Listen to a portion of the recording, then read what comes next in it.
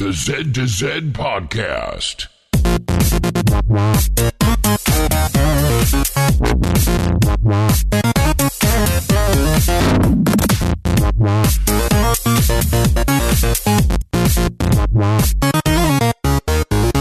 Good morning, good evening, or good day, and welcome to the Z to Z Podcast, the home for Xbox Achievement Hunters and Gamerscore Junkies.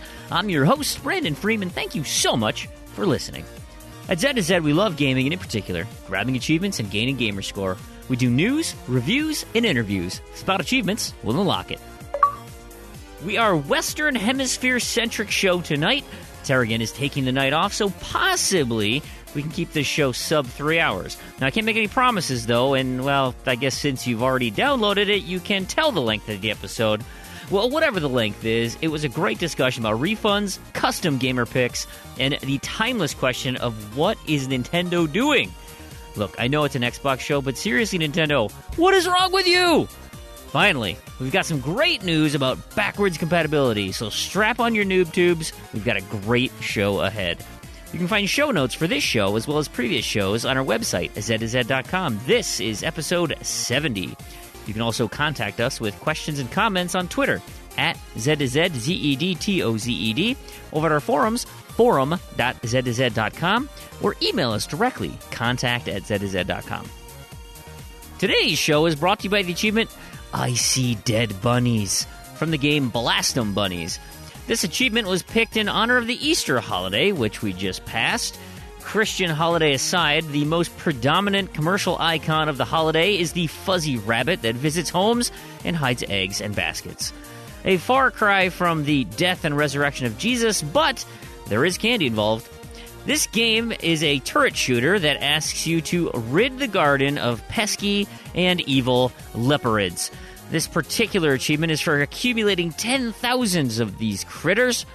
This is one of many achievement grinds in this game, so strap on your watermelon machine gun and heat-seeking chili beans and let it rip. Special thanks to developer and publisher, No! I think that's how you say it. Anyway, if you, our fantastic listeners, have a suggestion for an achievement sponsor, let us know. You can contact us via Twitter at ZedTozed. Come chat with us over at a Discord channel, discord.me/Z2Z. Or, you can even leave it in a podcast or iTunes review post. So, with that being said, I said there's no Tarragon, so let's see who I've got with me tonight. All right, gentlemen, surely we can get this show under 3 hours. There's only three of us. That's an hour each. Yep. I got with me Randy. There he is. How are you doing, Randy? I'm tired. I'm rainy. I'm kind of with you, man. We got to get this energy up for the show. People are going to get pissed. I know. I need to start drinking 5-hour energy again. Yeah. Can you just, put it right into your vein? Intravenously take Monster Energy drink. No, Monster Energy drink doesn't do it for me. But 5-hour energy does, because it's not caffeine in that one. Caffeine does nothing to me. I don't know. 5-hour energy has caffeine in it. It has caffeine in it, but it's got a lot of other stuff, too. The B vitamins is what gets your engine going.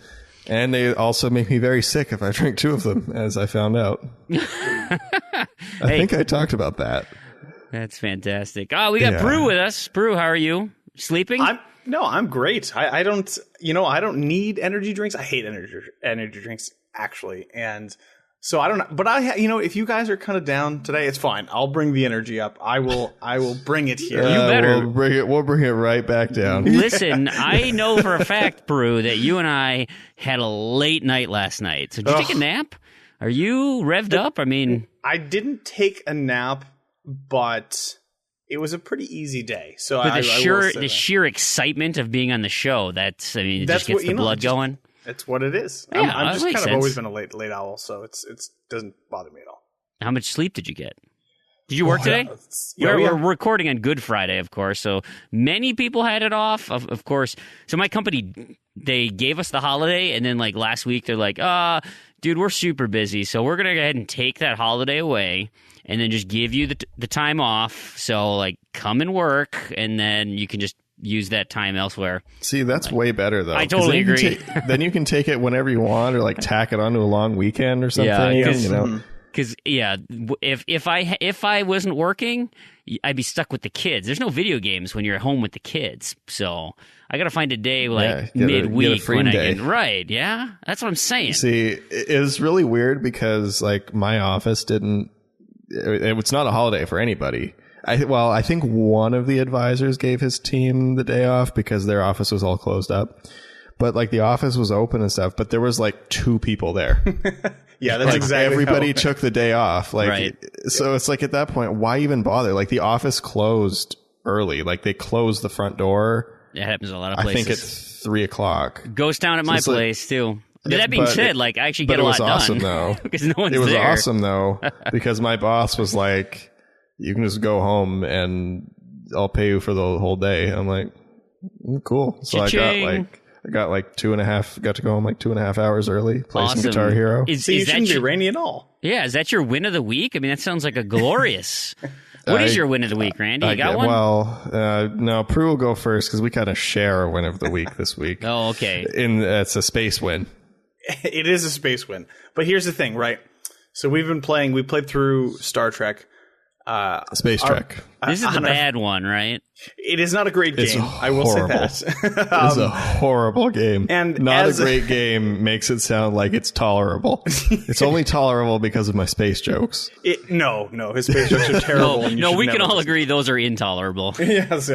Now try playing Space Treck for like 30 hours with me, making space jokes the whole time. I would kill myself. Yes. Well, welcome to my life. But so we made it through, right? You have to do 2 playthroughs essentially because you have to do an easy playthrough and a hard playthrough, and do the collectibles and all the miscellaneous stuff on the easy playthrough, and then you have to play either as Kirk and Spock. So you have to play 2 playthroughs. Gotcha. So we did the first playthrough. Clark and Spork. Kirk and Spock. Anyway, so we went through, and the first playthrough went fine.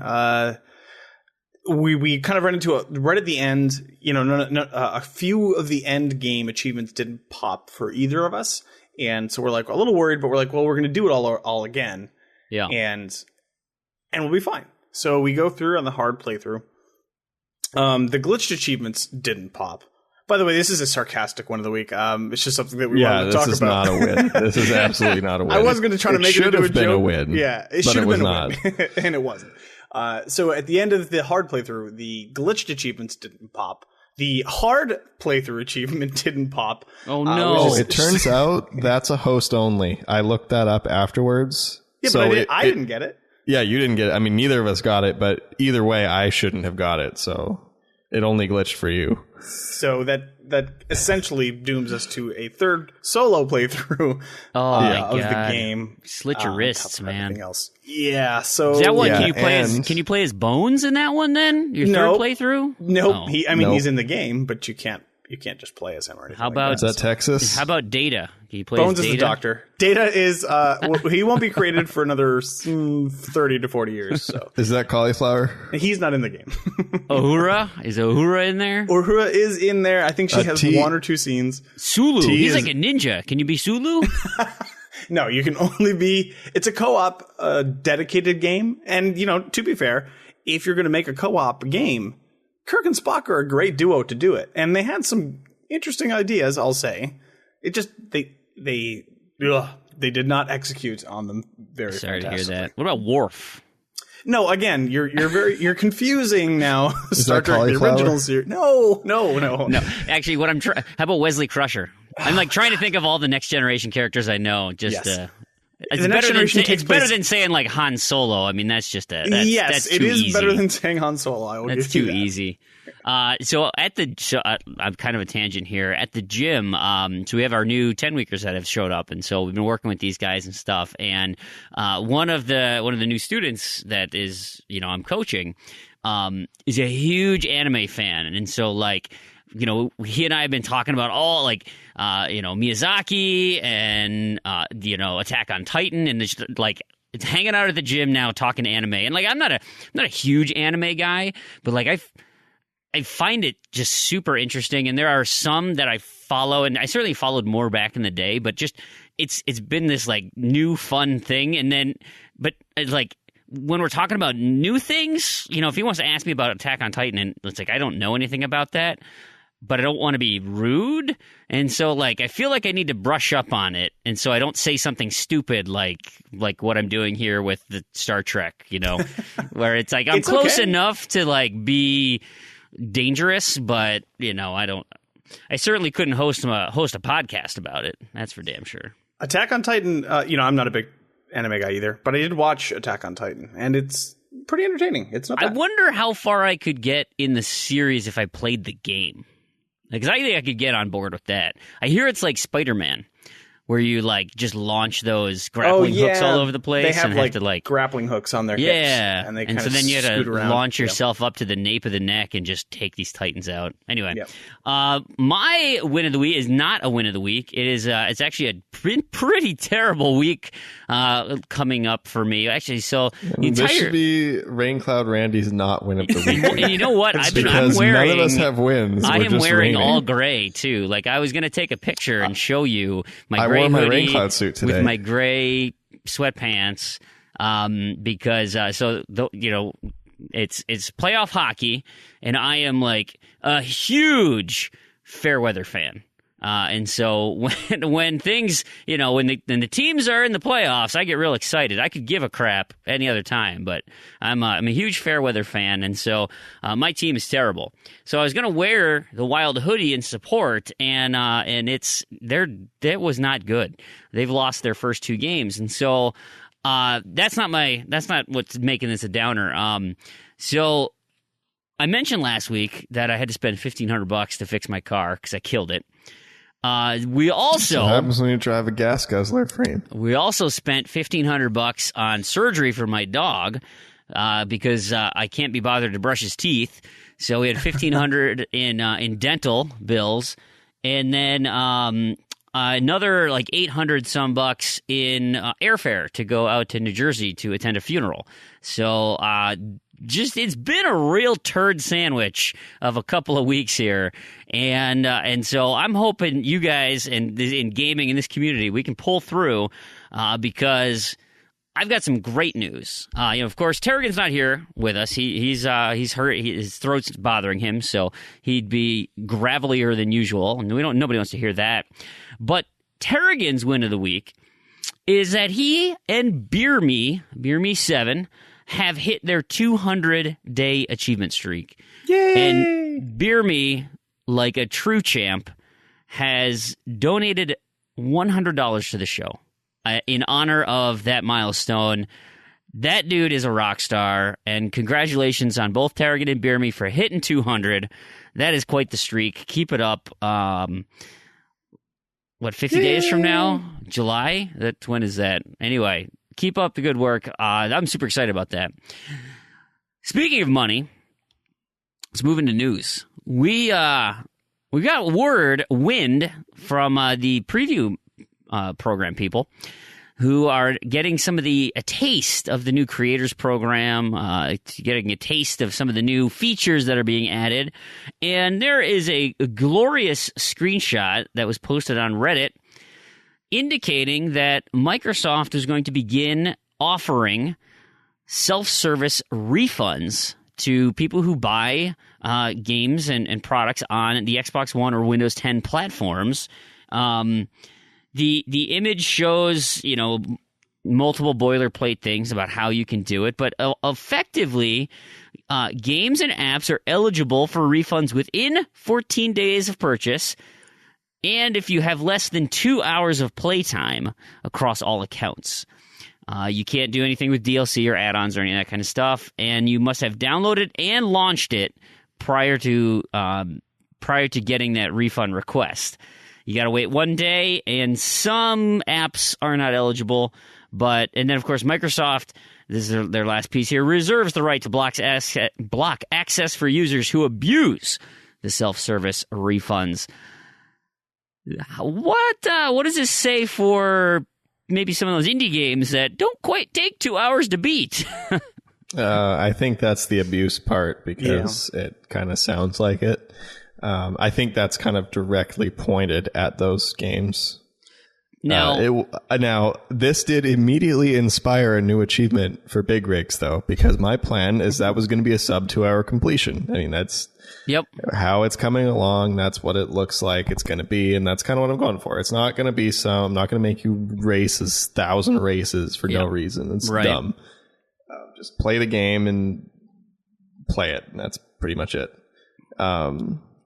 I thought of making a new achievement that was called No Refunds, and it's play the game for 2 hours and 1 minute, or launch the game 15 days after you first launched it. I like That's that. Awesome. I would. It'd be funny if, actually devs started to implement that. Collectively, every idea at Xbox game had the no refunds achievement tacked onto the end. It's almost like the platinum. It's the no refunds achievement, and that's always your last, pretty much your last one. And it's because it's for launching it late, and or playing for 2 hours and 1 minute. Yeah, just to really stick it to people too. You should make that the 0 point achievement.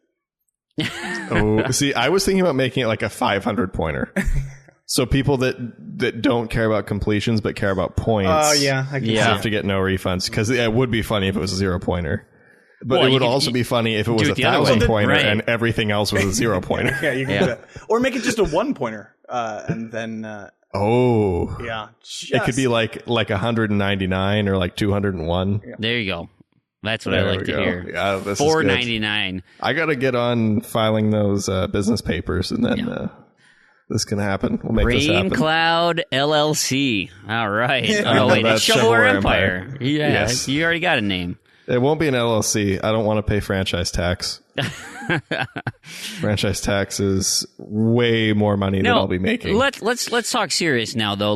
Would you use this system? I mean, do you feel like refunds are warranted? Have you gone into a game and said, "Oh my God, what is this pile of garbage? I feel terrible that I paid money for this, and I can't.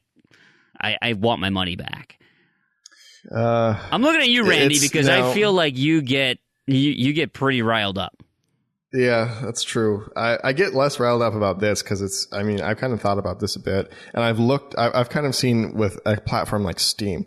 So I think it makes a lot more sense on Steam because, one, you don't have a standard set of hardware. Yeah. So there are a lot of very valid reasons that you get a game and it just doesn't work. That's fair. For whatever reason, it just simply does not work with your hardware.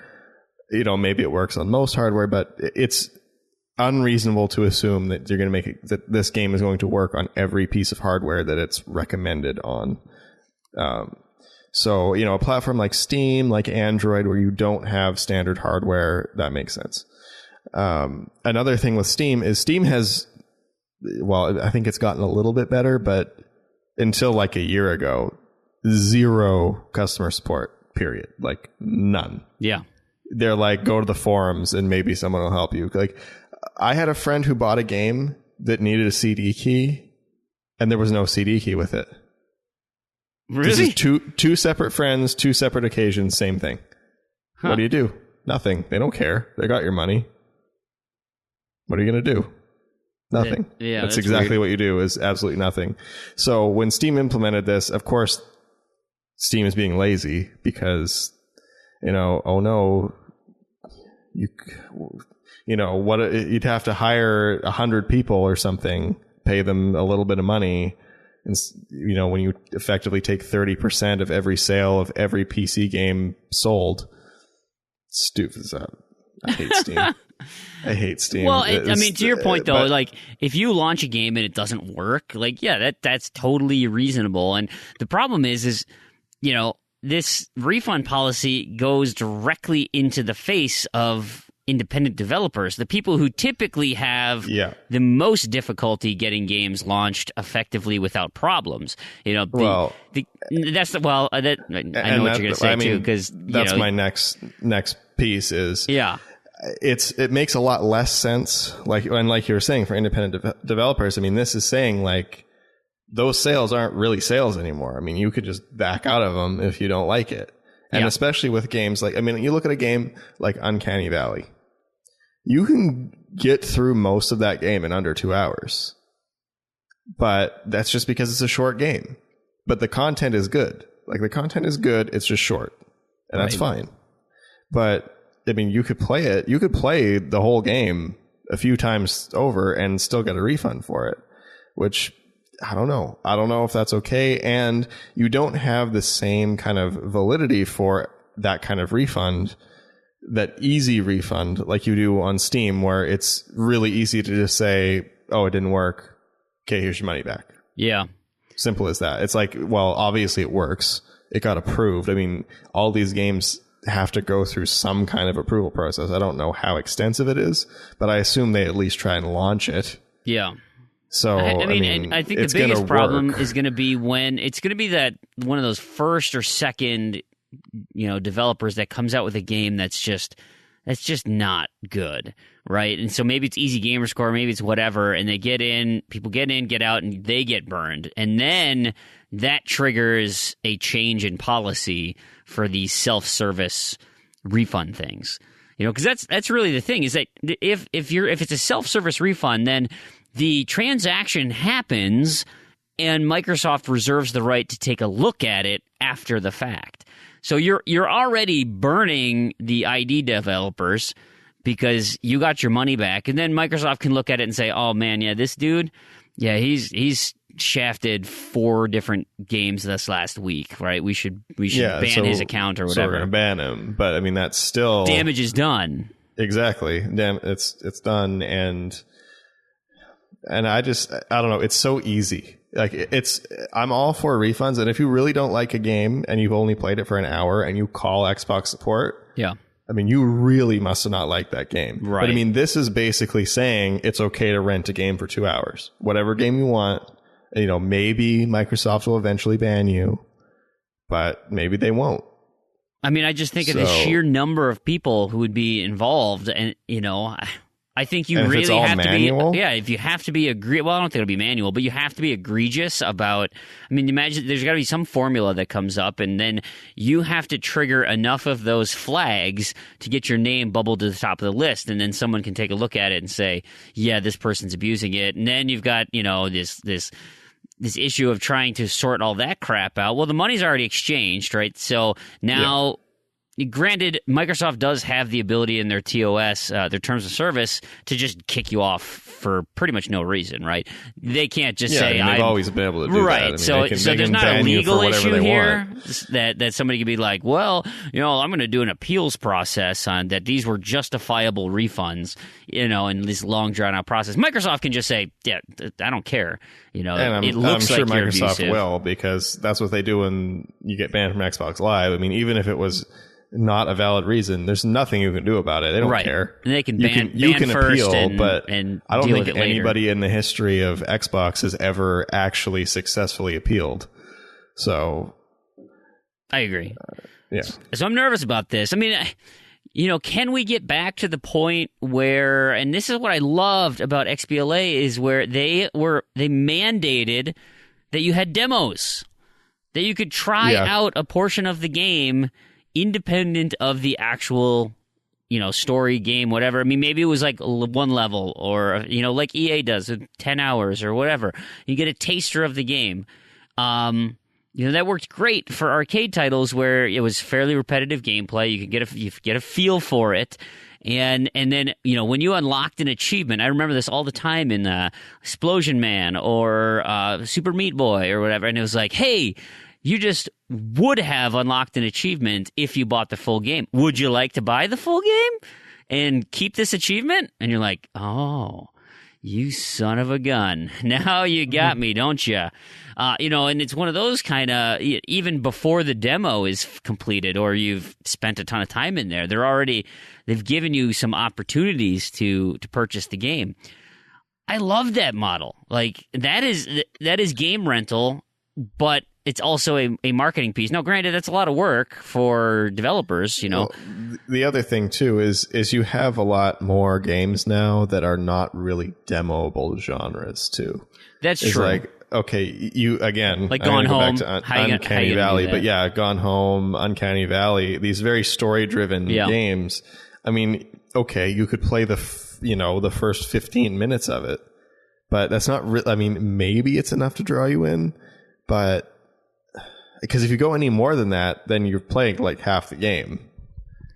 But if you do any less than that, then it's nothing. It's like, I mean, the gameplay is not really the core of the game. It's the experience. And I understand that. Yeah, there's certainly games that would not work with that type of a process. And maybe those games are, identified as, high risk refunds, or maybe, that there's some sort of threshold like, hey, if this game starts hitting a lot of refund requests, then, that we might have to put in some type of stipulation on whether or not that applies, or I don't know. I'm really curious about where this thing goes and how stringent Microsoft's going to be to protect this growing group of independent developers, because they're really with the lack of big third parties making games for Xbox and them not wanting to pay marketing contracts. Microsoft needs the ID program to provide a nice, stable foundation for them to continue to grow. And so, yes, this is inherently good for the customer because it offers customer protection from bad games, but it sets up a precarious position with your developer base if they start to feel like they're getting crapped on because of the return policy. It seems like I know any system that you put in place is going to be abused by some people, but specifically here we're talking about, achievement hunters who are willing to scam the system, achievement hunters who are willing to scam the system in a game that's only less than 2 hours. Like, we're getting down to I assume small groups of. I'm not. You'd like to think I'm so. not even specific with achievement hunters on this one. Just people that play indie games, really. Because, if a game is less than 2 hours long, or about 2 hours long, what's stopping you from just playing the whole thing and then refunding it? And if you're a streamer, right, and you want to get a quick, hey, I'm playing the new game, here's a quick hit, 2 hours, catch my vid. Yeah, it seems like there are super easy protections to put in place for that kind of, like, you only get one a month or one every 6 months or whatever, however they want to build it in. And that's what I'm hoping will actually happen. Is I really do hope that Microsoft did think of these things. Well, I'm sure they did. Well, I see this more positive than the two of you, surprisingly. It's like you mentioned, Fream. It's literally good for consumers. Like, stopgap right there. That's it. And that's good enough for me. I'm like, yeah. And of course, you do want to strike that balance because there are people who will take advantage of the developers. But I don't know. Just to me, that seems like it's such an easy thing to circumvent, easy thing to get around. You can't just infinitely do this all the time. I don't know. It's good for the consumer as long as it doesn't hurt indie developers so much that they stop considering Xbox. Exactly. It's good for the consumer in the short term, for sure. And the question is it good for the consumer in the long term? Right. So I always think of, and you've heard these stories where you've got and if you're a listener and you're one of these people, I don't care for you. I'm going to call you shouldn't call out your listeners, but if you're one of these people who will go to, and I've dealt with these people in customer service before. If you go to a store and have a product that is consumable, like let's say a dinner, and you eat the entire dinner and say, you know what? I didn't like that. I want my money back. Right. You've heard stories of people like that, right? And what is the recourse for doing someone who literally has consumed the meal yet is going to throw a fit about? I'd like to think that number of people who do that is very small. But we just talked about it last show with people who are gaming the system on review copies.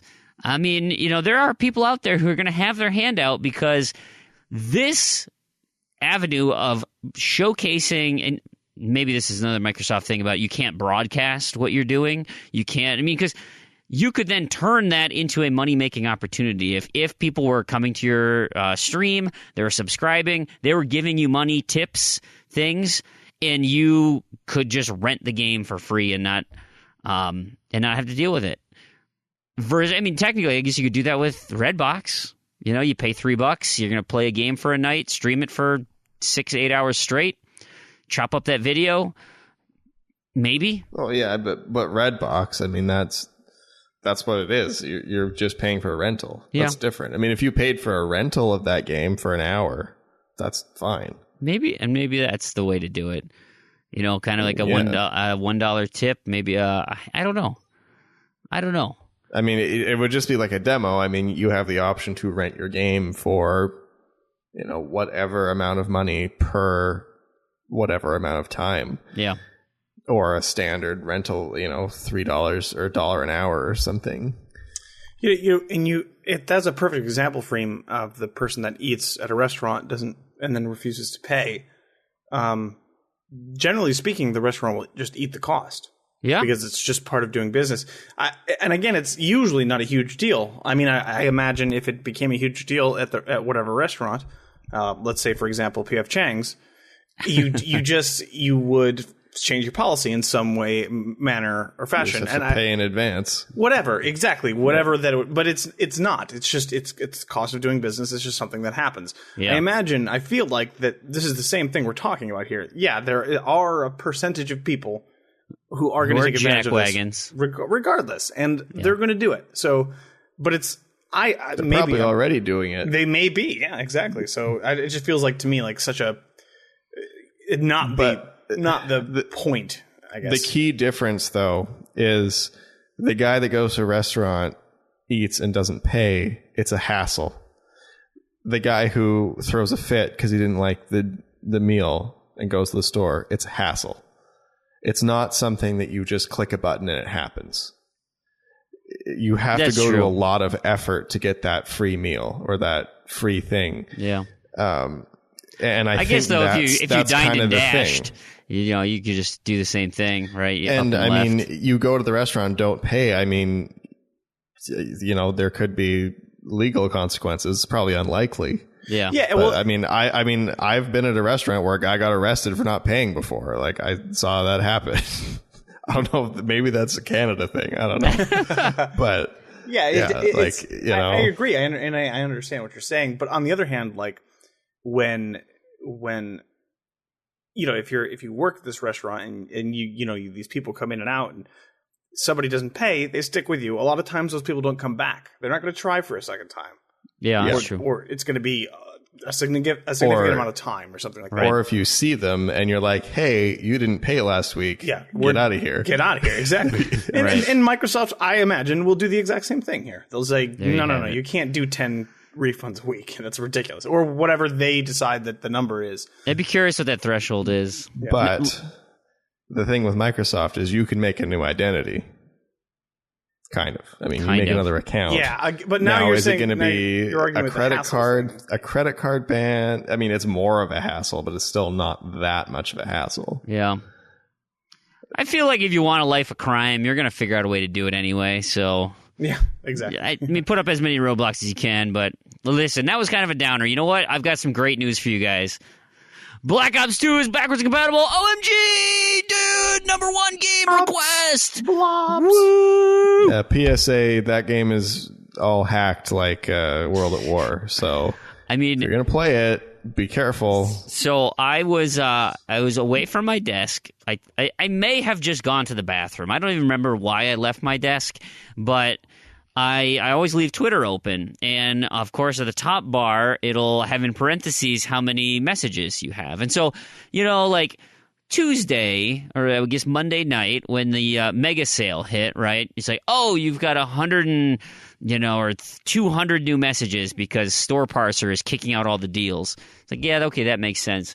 So I come back from this brief jaunt, and all of a sudden it's like, hey, in the last 3 minutes, you've got 160 new messages. And literally 80% of those were Black Ops 2. Oh my God, it's backwards compatible. Greatest day of my life. And then, of course, I can play it exactly the same way as I've been playing it. It's on a different box. I just don't get it, guys. I just don't get it. I don't get it either. Like, you're already playing it. Clearly, I mean, if you're that excited about it going backwards compatible, you're already playing this game on a regular basis. Yeah. Well, now, I imagine there's a good chunk of people who only have Xbox Ones and they don't have a 360. But if you want to play Black Ops 2 that bad, why did you get rid of your 360? Well, I mean, I would be super excited if Game X came out on backwards compatibility, and I still have it. That excited? Well, I don't know. Yeah, maybe it's pretty that crazy. Excited. Although I will say, this is like a new Call of Duty turned into a coming meme. out. Like it turned into a joke. But yeah, I know. it did. Yeah, it did. I joined in on that joke. Actually, I sent a funny. was it like your space funnies? Because I don't know. It was very funny. It was. I don't know. I mean, space is pretty funny. I just entered the Black Ops 2 backwards compatibility giveaway by saying make Black Ops 2 backwards compatible. I said Battlefield 1. I did see that. The one thing I will say that I can kind of see is and we've done this in our Diablo sessions because we're playing Diablo 3 on the 360, and that's not backwards compatible, of course, because they have the Ultimate Evil Edition on the one, so likely pretty low on the list.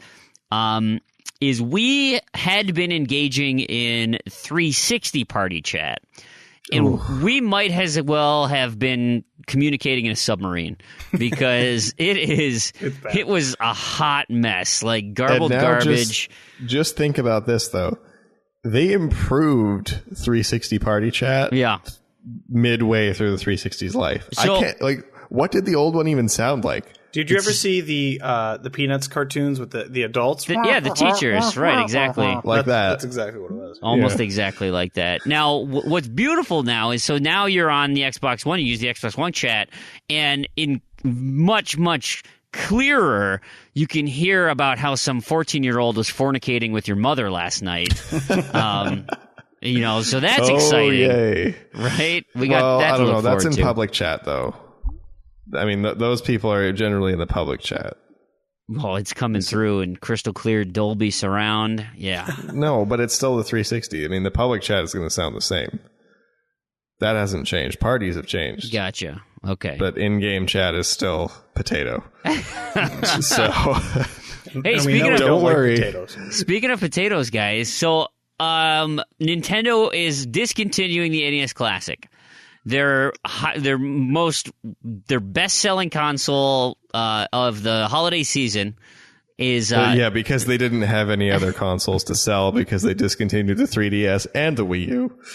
Like, does Nintendo just hate money? Proulx, can you say what you said to me when I asked you about something about Nintendo and who it's run by? Oh yeah, because that was the best quote. Yeah, he just asked me who runs Nintendo. Why are they making these decisions? And it's just like, it's got to be 5,000-year-old men. Like, they have no idea what is even happening in the world, and it seems crazy. There's got to be a real reason for this, though. I mean, do you think so disconnected? Like, Nintendo has all of their old accounting ledgers and stuff on ancient scrolls? Like they roll these texts out, and it seems like it. Yeah. But somehow, I guess their technology is 15 years old too. So yeah, well, it's a 19th century company, man. So I imagine somehow the actual founder of Nintendo keeps his life alive through the blood of virgins or something, and he's still running the company. I don't know.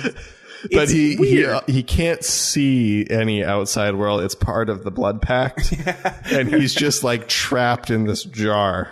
But he continues to run the company. The only plausible theory that I read about this is maybe it's a licensing issue because not all of the games that were on the NES Classic were first party games. And are you sure which ones weren't? There were a bunch. Oh, I suppose there were some Capcoms on there, wasn't there? I don't even remember. Definitely some Konami. There was Castlevania, right? That's right. So it's possible that that's the case. That's the only reason I can think of. Actually, I read another one, and this was interesting too, and it actually makes sense in the logic of 5,000-year-old men. People are modding them to play ROMs. Yeah. So it could be maybe they're worried if they continue to sell this that's very easy to mod and people continue to do it. Maybe they're worried about some kind of copyright or patent becoming public domain because they're not suing everyone that does it, which I don't know. They seem to be fine with doing that anyway. So I don't know. I just don't know if I buy that because the 3DS has been hacked for years. It's a stretch. Like that's a real stretch, but it's like, this is Nintendo we're talking about. Nintendo doesn't follow much logic these days. So they provided a statement. This paranoia. came from Nintendo to IGN. And the quote is, throughout April, North American territories will receive their last shipments of Nintendo Entertainment System, the NES Classic, this year. We encourage anyone interested in obtaining the system to check with their retailers regarding availability, and we understand that it's been difficult for many consumers to find a system, and for that, we apologize. We have paid close attention to consumer feedback and greatly appreciate the incredible level of consumer interest and support for this product.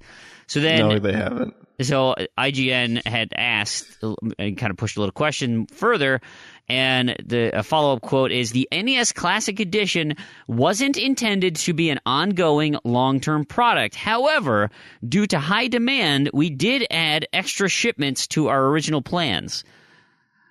It's still hard to get. How the hell did you, like... What demand were they forecast? Like... What do they think? Like, it wasn't meant to be a long-term product, so like that's fine. I would have thought you would have kept it alive longer than 3 months, or like long enough to keep it on store shelves for a day. Yeah, like they've been sold out everywhere forever.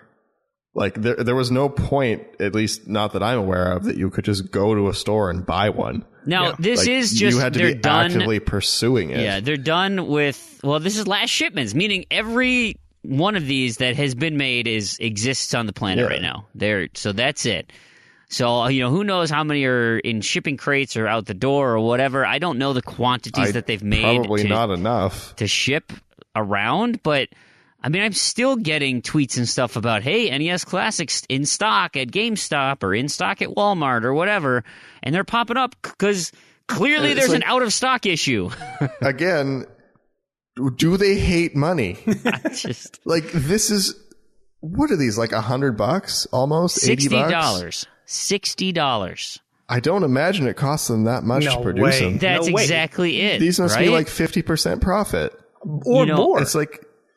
It's like, I mean, I'm thinking you got to license an HDMI. That's probably one of the biggest costs.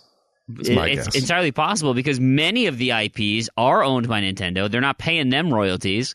And the royalties they pay on those are probably nothing. Yeah, because the games aren't, I mean... And they're already selling them on Virtual Console, I'm sure. Yep. So they probably don't even have to pay anything more. It's probably just like selling a copy. I don't know, you pay them $1 or something.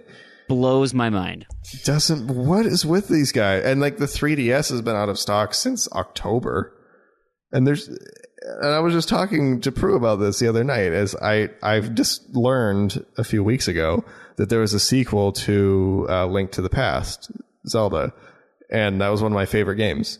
So I was like, maybe I'll look and see how much a 3DS costs, but I don't want a used one because I don't want one with a scratched up screen. If I'm going to buy one, I'm going to buy it new. Then I go looking, out of stock. Out of stock. And then I look it up. I'm like, why is the 3DS out of stock everywhere? That doesn't make any sense. Like, did they discontinue it or something? Not officially. It's just been out of stock since October. Nobody knows why. Yeah. Oh, my God. Like, what? I just don't get it. Seriously, it doesn't make this company doesn't make any sense. Not a lick of sense. I really don't get it. I really don't. And like you have your holiday season, you discontinue the Wii U before that.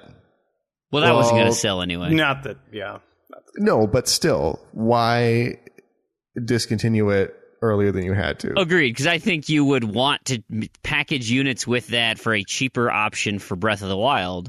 I mean, exactly. Yes, you want people to buy the Switch as well, but... Your biggest game for the Wii U in years is coming out, and you stop producing the console. Yeah. Blows my mind. Like, and the new one doesn't come out for months after. Why not have a couple on the shelves? Okay, whatever. You have to blow them out at a loss.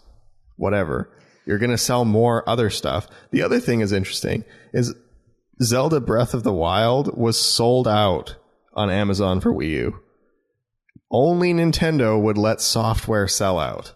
Yeah, right. Like that's like 100% profit, and you're going out of stock on it. Yeah, I'm at a loss, That guys. doesn't make any sense. It's not 100% profit because they have to coat it with that anti-licking stuff.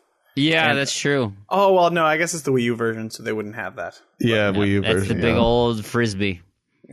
Yeah. They could put it on there for fun, though.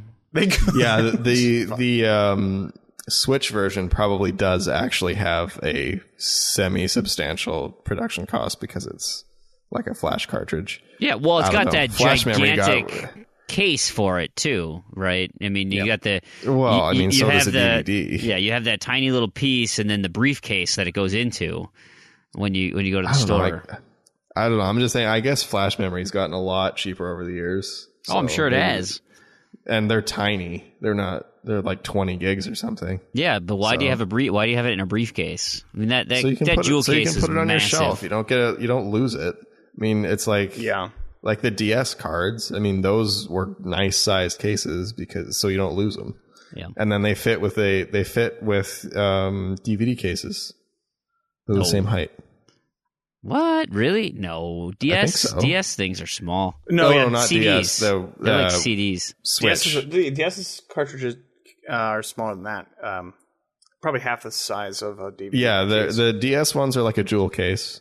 The Switch ones are like a DVD case. They're actually like a PSP or I think Vita cases. I mean, you want thin shelf too, presence. I but- get it. I'm making light of this situation. Hey, let's come back to Xbox here. One of the other things that was announced, and it's trickling out to preview members. And so, actually, Proulx, you're a preview member, right? I am. Yeah. Custom gamer picks are making it. Are you in the alpha ring? Are you able to make a custom gamer pick if you want? I did not try, or didn't even think of it. Normally they pop up with a message, so I don't know if I've gotten it yet. Yeah, they just said alpha ring so far, but they should be trickling out. Now, NBA So many Kirkland penises. asks, will you make a custom gamer pick when it's available, and what is it going to be? Ooh, good question. This will tie nicely into our feedback. This will transition between the two. So we'll start with NBA Kirkland's here. What are you going to do for your gamer pick? I mean, I like my zombie one that is like the stock photo, but I see it everywhere, right? Because other people have it. So I've got some other zombie pictures that I like. Some cartoon zombies. I mean, the one on Discord is a fun one. They're just kind of silly and stuff. I like having a cool zombie picture. I feel like it's got to be the Z2Z logo for me. I mean, maybe? I don't know. It's certainly not going to be my face. Like, that's not happening. Why not?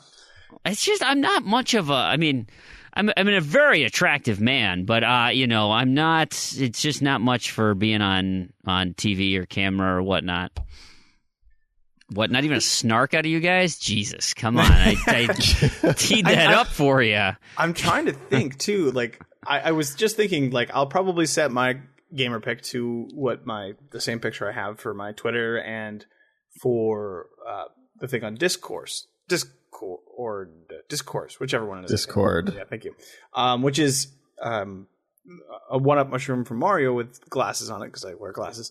And I'm like, wait a minute, I don't know. Are they going to be like super picky about this kind of stuff? Because I assume that's copyrighted. I don't know. I would probably set it to be that if I can. Otherwise, wiener. Otherwise, probably a wiener. Well, Yeah, probably just like a bunch of wieners. What else would you put on there? Yeah. I mean, this is basically the penis picture update. Yeah, you could So- put a mushroom head on your mushroom stamp and put glasses on it, and then you've got your one up. Perfect. Well, it depends on what's going on, but yeah, I could easily have the one up. You know, it's funny you mentioned Twitter because NBA Kirkland also said, "Hey, Proulx," he was really excited. You followed him months ago and you didn't even notice. And he's like, I can't believe I missed it because you are definitely one of my top 5 favorite hosts on the ZedTown podcast. I love this tweet. I am glad I landed somewhere on the list. I think we should make like a top 10 best Z2Z hosts list. One that is in no order of who is the best. It's just a list of top 10. Well, it's funny you say that as well because we got a comment by Marky Behoy89 who says, "Hey, have you guys ever thought about making top 5 or top 10 feature ranking systems like different games, different categories, favorite genres, top 10 shooters, top 10 puzzle games, top 10 easiest achievements?" from the home office in Minneapolis, St. Paul. Come up with some type of list here. He also says, hey, keep up the great work. Zed to Zed is fast becoming my most anticipated podcast each week. So, hey, thanks, Marky, for that. Appreciate it. What do you guys think? I'm going to have to rain on this here. That doesn't do anything for you? I don't like top 5 or top 10 lists. Why? Because they're venturing into clickbait territory, and I don't like that. And it's so hard to pick that. Like, top 10 easiest achievements, I mean, that's Avatar. That's the entire game. Because they all take, 5 seconds. I mean, but I don't know. I'd participate, I was expecting I guess. more of an issue out of you, Randy. The issue is then you venture into clickbait territory, which is terrible and ruining everything. But there's so many weird tricks that I don't know about. I know, and I can just cure my diabetes with this one weird trick if I eat this natural mushroom thing. Yeah. And that doctors hate. Well, doctors you will feel hate better him. if you just start eating natural mushrooms, or you'll die. Generally speaking. I like top 10 lists. That's what the evil doctors want you to think. Oh, yes, I mean, I think, maybe if you pare it down to a top 3 or a top 5, that you could have some sort of meaningful conversation about it. But I don't know if it would make a good segment for a show. Because I don't know if there'd be much discussion. I'm not sure there'd be a lot of consternation about it. I think that's a better way to put it. Is they're kind of shallow. Yeah. The top 10 lists are kind of. I mean, because what are you going to do? Mindless headline. They're headline reading. I mean, you just look at it, you're like, okay. They're super arbitrary too. I mean, right? Yeah. It's my opinion. I mean, which a lot of the show is our opinion. Well, but. True. You can have a discussion. I like to discuss with our opinion. Right. If I say, hey, best underwater city is Rapture, and you're like, well, no, I think it's Sea Lab. And you're like, okay, that's fine. By the way, you would have a very compelling argument if you said it was Sea Lab. I'm not sure I agree with that, but you're entitled to your opinion, and end of story. And, then I'd have to come up with reasons why Rapture is better than Sea Lab. But I don't know. All right, what's your favorite decrepit space station? I think Prey looks pretty cool, but I got to give it to Dead Space, I think. You guys have maybe the Mars space station for Spaceship Doom? Enterprise when the lizards invade. You could get silly on some things, right? Favorite achievement, favorite weird numbered achievement, right? Favorite 1-point achievement. I mean, you could come up with a bunch of crazy things like that. Maybe we should leave that up to Mark, and he could ask a question each week of what the host's top 3, weird tricks are, and then I actually don't think it's I like the idea of just everyone's favorite. Hey, what do you think the best whatever is? What do you think? Yeah, and that's a good way to kind of word it too. Yeah, that way we're not like maybe I can only think of 2, and I have to come up with 10 now or whatever. But to be also honest, you should probably do some show prep and be ready, knowing that this is coming. No, we don't do that because I'm gonna ask you because Big L says, "Hey, how about we talk then about the top 5 games on Xbox One so far?" All right. Oh, this is impossible because there's not even 5 good games on Xbox One. Well, that's just so. I mean, are we drawing the line at exclusive, non? I feel like we have to, right? I'd go I don't know not on other platforms. If Windows 10 is okay, I'd say if it's a cross-platform like Killer Instinct or Gears or something, then that counts.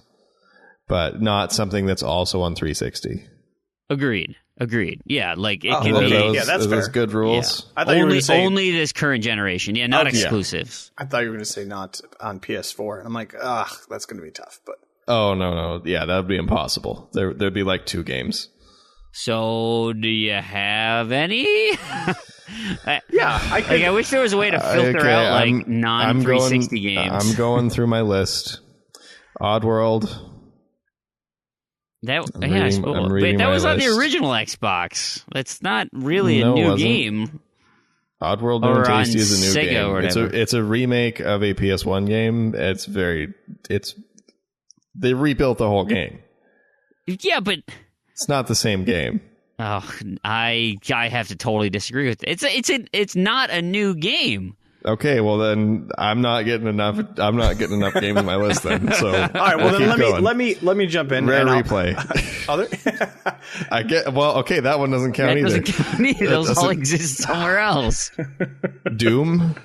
Oh, there The you new go. Doom. The new Doom. New Doom would count. New Doom, Killer Instinct, Ukulele. I haven't played that long enough. I'm gonna give it the benefit of the doubt and hope it's good. Dead Rising 3, I guess. I mean, it was decent. Inside. Yeah, I don't even have 5. Inside's on my list. I mean, I guess there's a few like indie games, but I don't even. The easy. smaller indie games, I don't even know if I want to count those. I would definitely put Rocket League on that list. Okay. Yep, I'm with you. Rocket League's on my list. Dragon Age Inquisition, I'd put on that list. I just had. Oh, you know what? Dragon Age Inquisition was on the 360, wasn't it? No. No. Nope. Okay. I would. Oh, what was the game I was just thinking of? Space Effect. I actually just beat it tonight. I don't know. I still have to kind of let my mind settle on where I fall on that one. Really? Yeah. Dragon Age Inquisition was on the 360. Yeah. So Dragon Age Inquisition does not count. It was on the 360? Yep. What? I didn't know that. And that's the other thing. Like, I'm looking at mine. I'm like, oh yeah, Middle Earth, Shadow. Oh nope, that was on the 360. Oh, how about that was on the 360. Yeah. It's like I keep coming up with ones that it's like, I played it on the one. It was really good on the one, but like, State of Decay, Okay. Year One Survival. Okay, well that doesn't count because 360. State of Decay was on 360. I'll give two. There's no games. Two relatively smaller games. Overcooked, which I had tremendous fun with. Yes, Overcooked was good. And in the same vein, IDARB, which I also loved to death. I think it's fun. It's not one of my favorite one games though. I'll give you Sports League. That's a good one. Did I say Killer Instinct? Because I do very much enjoy Killer Instinct. Yeah. My top two of Inside and Rocket League, and then I'm done. Yeah, it's tough. See, I could. Is there a way I can make Destiny work? I know it was on the 360, but the good stuff. The good stuff of Destiny was only on the one. Nope. Not at all. I don't know. Doesn't count. Well, here's the thing too. It's we're in this generation which is like it's the biggest crossover between the current and the previous generation already. We had 2 solid years of games that came out on both systems. So it's a little kind of unfair in a way, I would say, to say that. It is. Yeah. But we are getting a lot less big games, I think. Yeah, I totally agree. Like we get a lot of indie stuff, but I mean, if you look at like stuff coming out from the big guys, I mean, they'll do it takes a long time in between games, and when they come out, they're not usually that impressive. I mean, they're impressive for a little bit, and then they just, I don't know, they die off really quickly. I mean, and I think the biggest thing is, we typically play the smaller game. We don't play the large. I mean, because had I put more time into Fallout 4, maybe I'd have, Witcher. I'm sure The Witcher would be on my list. The Witcher is. But I haven't played it. That's an absolute exception to everything. Yeah. But I mean, you look at even Fallout 4, it wasn't that. I mean, of course it did extremely well, but it was generally not it wasn't like Fallout New Vegas. It wasn't like Fallout 3. Like, it was kind of like, it was good. Yeah, but L's question is my favorite. What are my favorite top 5 Xbox One games? I could see that one being on the list. Now we've kind of transitioned to we're not getting that many games anymore. Well, and I think that's very telling, how his seemingly innocuous question has turned into, oh my god, how is there not that many games on the one that I've played? What am I doing with all my time? Well, it's not. again, yeah, it's like, I don't know. We've had this conversation for the past couple shows in a row, and it's just like, okay, I get it.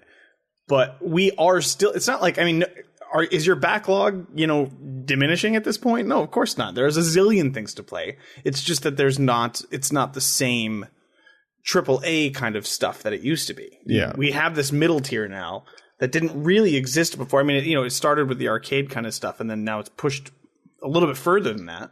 So you have full games that are just being published by smaller developers. And so the AAAs are less. And all of these experiences are usually can be pretty good and pretty interesting and something that you wouldn't otherwise get.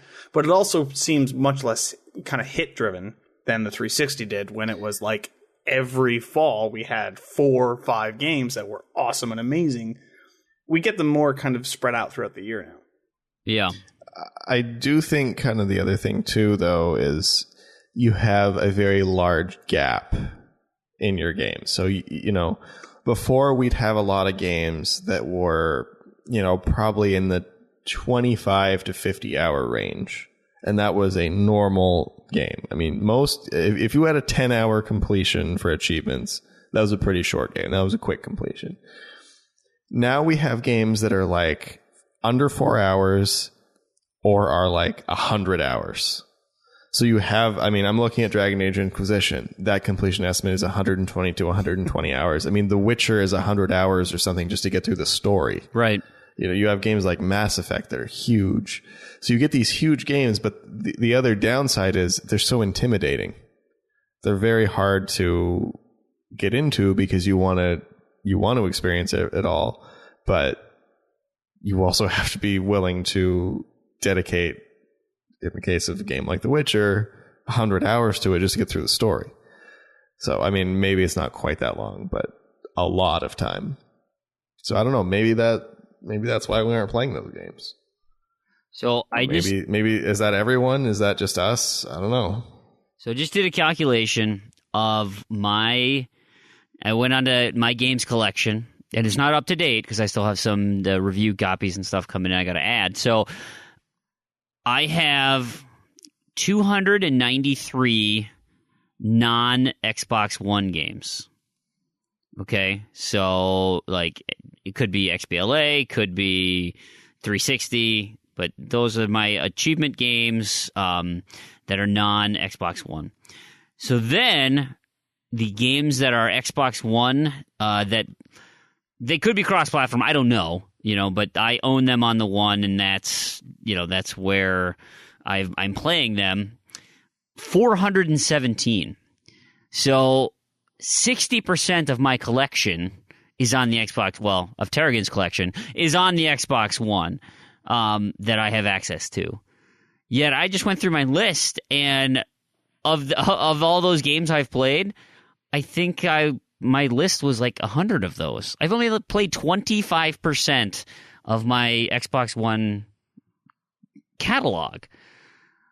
That just goes to show how I don't have any time to game. Like, I can't even find good games because there's no time for everything. And I'm looking at this list of, like you said, Randy, the big, I would love to play Mass Effect Andromeda.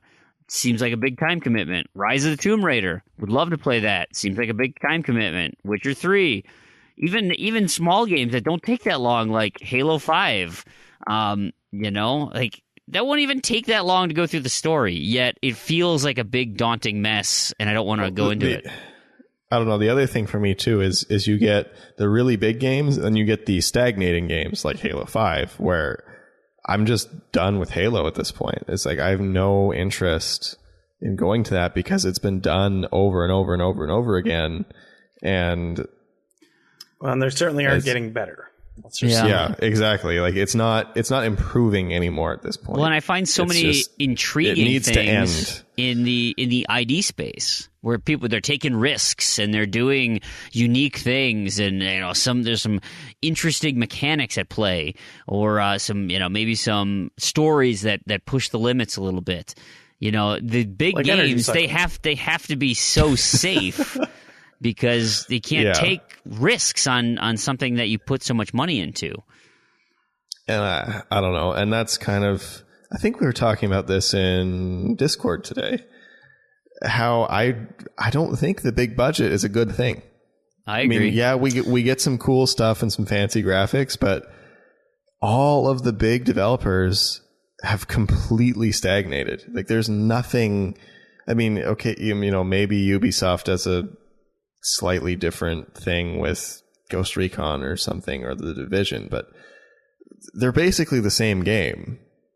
It's just like, insert sort of empty open world here with whatever theme. I think somebody in Discord said that, which was a good description, because that's kind of what it is. Yeah, and it was just, it's like, yeah, it's, they slap a different name on it, and it's a different theme, but it's basically the same game.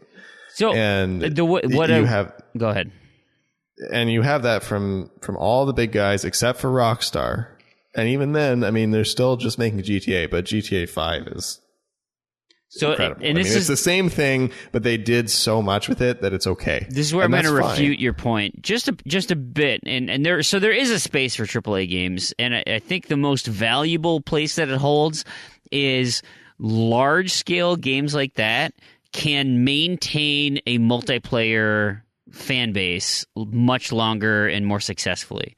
You'd still have people playing Call of Duty because so many people own it that you can maintain a player base. Whereas an indie title, if they have a multiplayer component, that thing can die very quickly and be very frustrating for people who want to come back to a game down the road.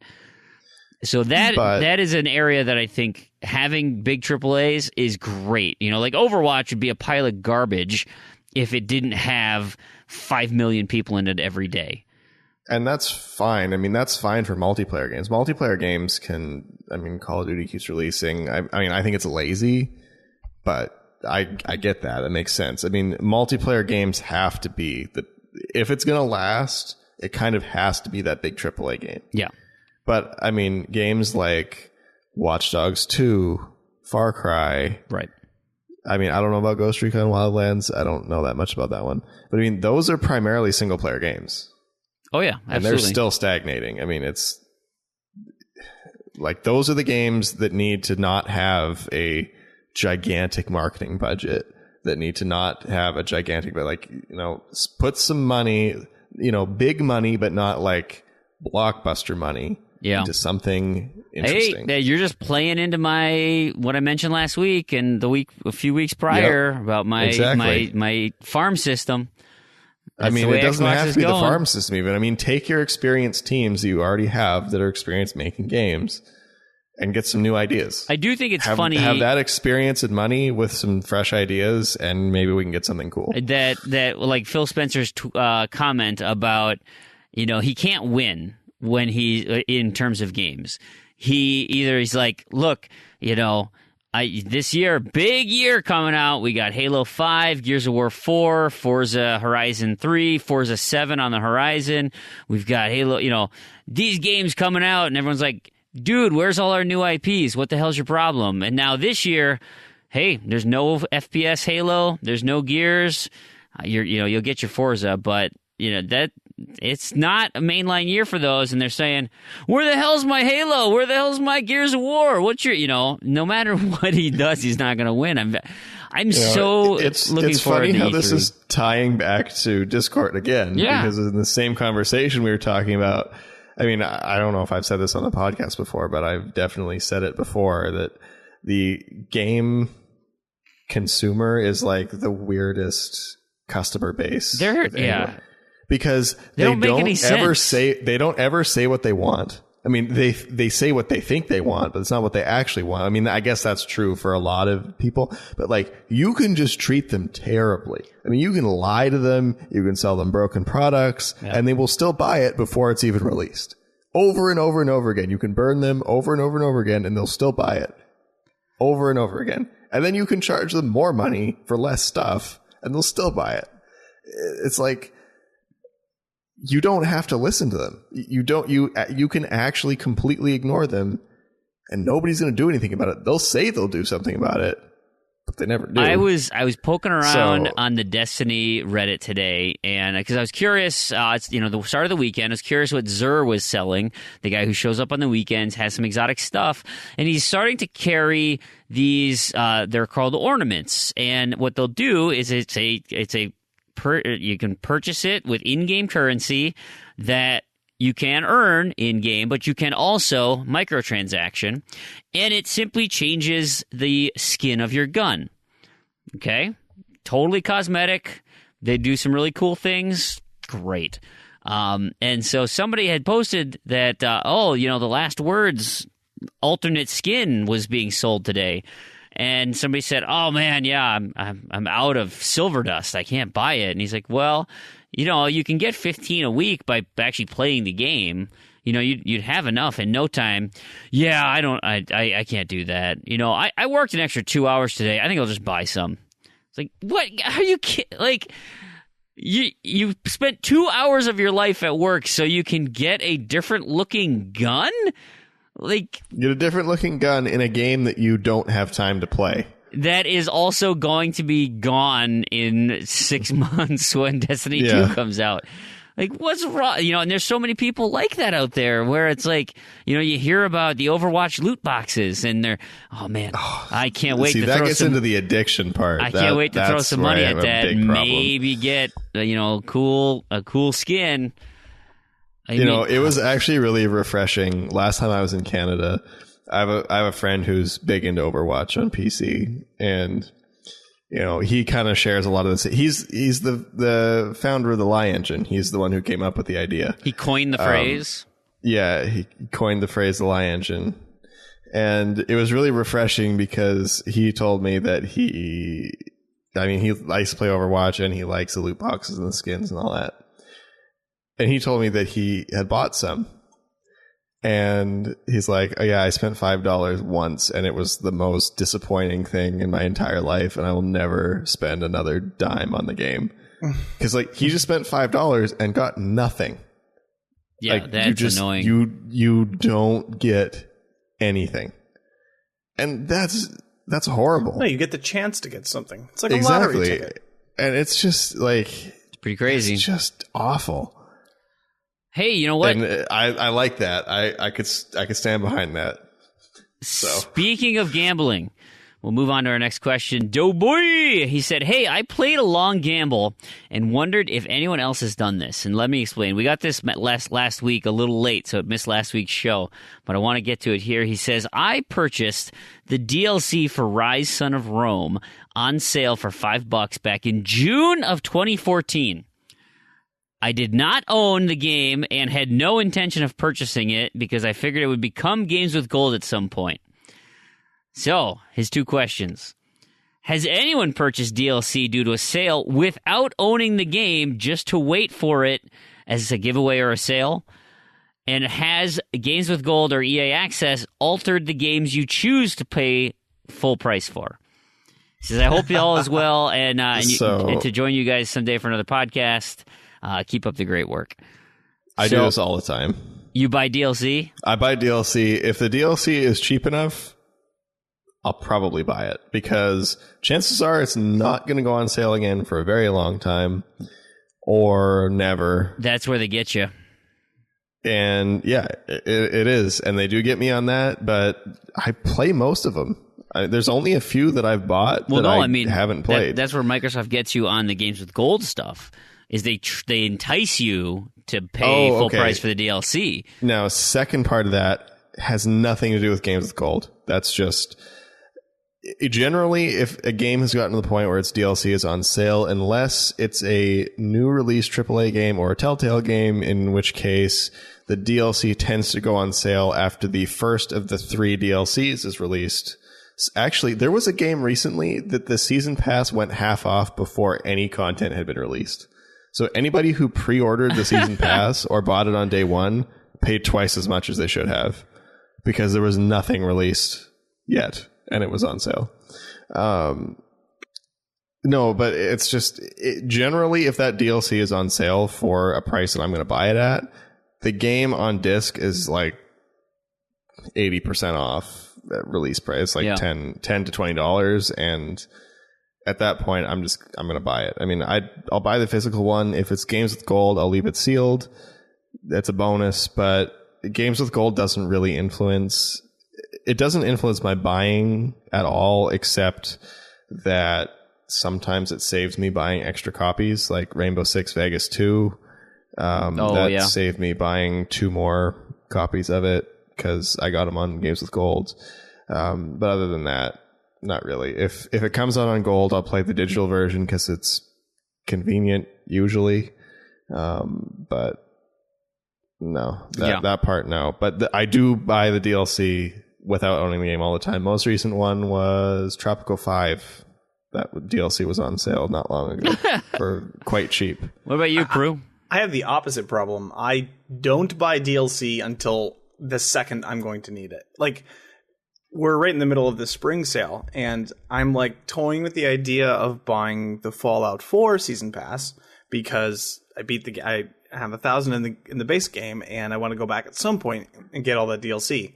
And it's like 50% off or whatever, and it's $30, and I'm like, I'm not going to do it anytime soon. I should just get it, but I just don't have that motivation. Yeah. I don't know. So it's like, I'm still kind of up in the air whether I'm going to get it or not. But on the other hand, if it is a game that I go back to, for example, just recently I went back and bought the DLC for Left 4 Dead because we're going through it now. Like, I had no problem paying full price for it. So I should just, especially for games I already have, if it goes on sale, I don't know why I don't buy it. But it's just like, I know I'm not going to play it right away, so it's like, why spend the money? My brain is all crooked in that way. But as far as the gold influencing decision, no, I don't let it. I think a lot of times when I buy games, I'm like, you know what? It's possible that this is going to go gold before I ever even start it. But I don't care. I bought Rise not too long ago. I bought the disc and I haven't even touched it. So that game will just stay forever sealed on my shelf. Yep. I have a sealed copy of the day one edition of Rise. Now, I didn't buy it day one, but I did pay a few dollars extra to get the day one edition when I was buying it. Yeah, I think I have the regular one. But so I don't let it influence me because who knows? I mean, who knows what's going to go gold and what isn't. And if something's cheap, I'll just pick it up. Except for DLC, apparently. I have a problem with that. Well, and just because DLC never goes on sale. So, like, I'm always keep my eye out for DLC and am willing to, like, if I don't think there's any game that I have bought DLC prior to owning the game. It sounds like something I would do, though, because of the second part of his question, where it's like, at some point, I will own X, whatever it is. And so this is a good price for the DLC right now because that rarely goes on sale. I should do this. In saying that statement, I feel like I've done it. I cannot come up with a solid answer to why, a game that applies to.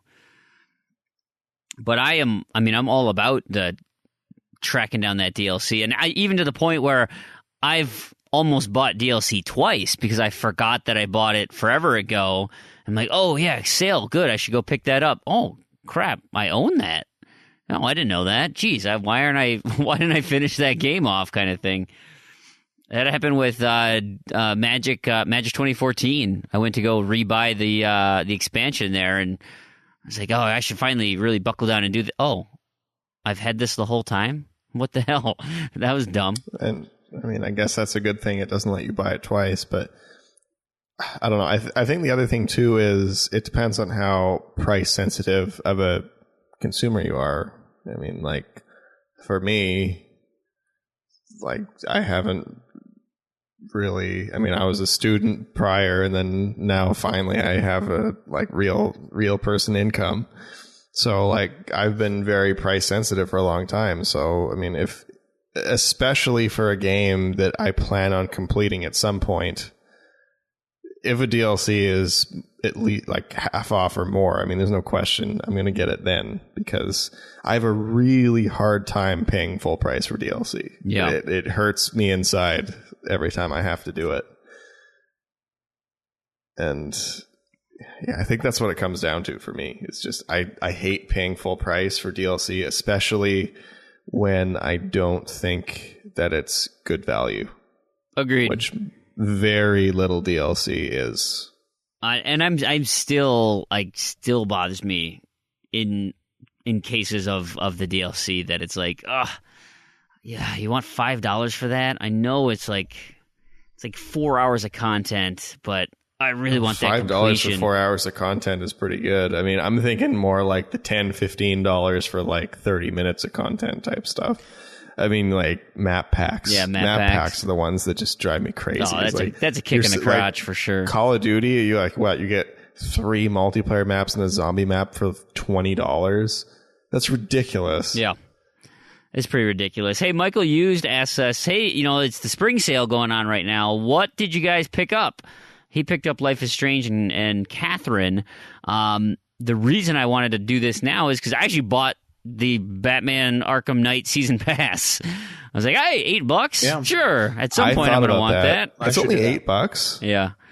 Oh, I'm getting that. Yeah. So, I've got that now. I had eyeballed 2 games. And I deleted them. Kill the Bad Guy, I was intrigued about. And, crap, what was the other one? Man, there's one other game that I was like, ooh, that's pretty close. But, no, I've too many games. I'm going to grab a few. I haven't got them yet, but I will. I have to change my console's region every time I buy something, which is annoying. Good thing I don't buy things very often, but I will definitely be getting Yasai Ninja for $250. I mean, I cannot pass that up. That is prime shovelware for $250. Can't go wrong. Oh yeah, and it's a Y for the game. Nah, I don't do those ones, but. Oh, yeah. You don't like to participate in the fun community events, you jackass. No, I don't. Except for random to-do lists. I'll do random to-do lists.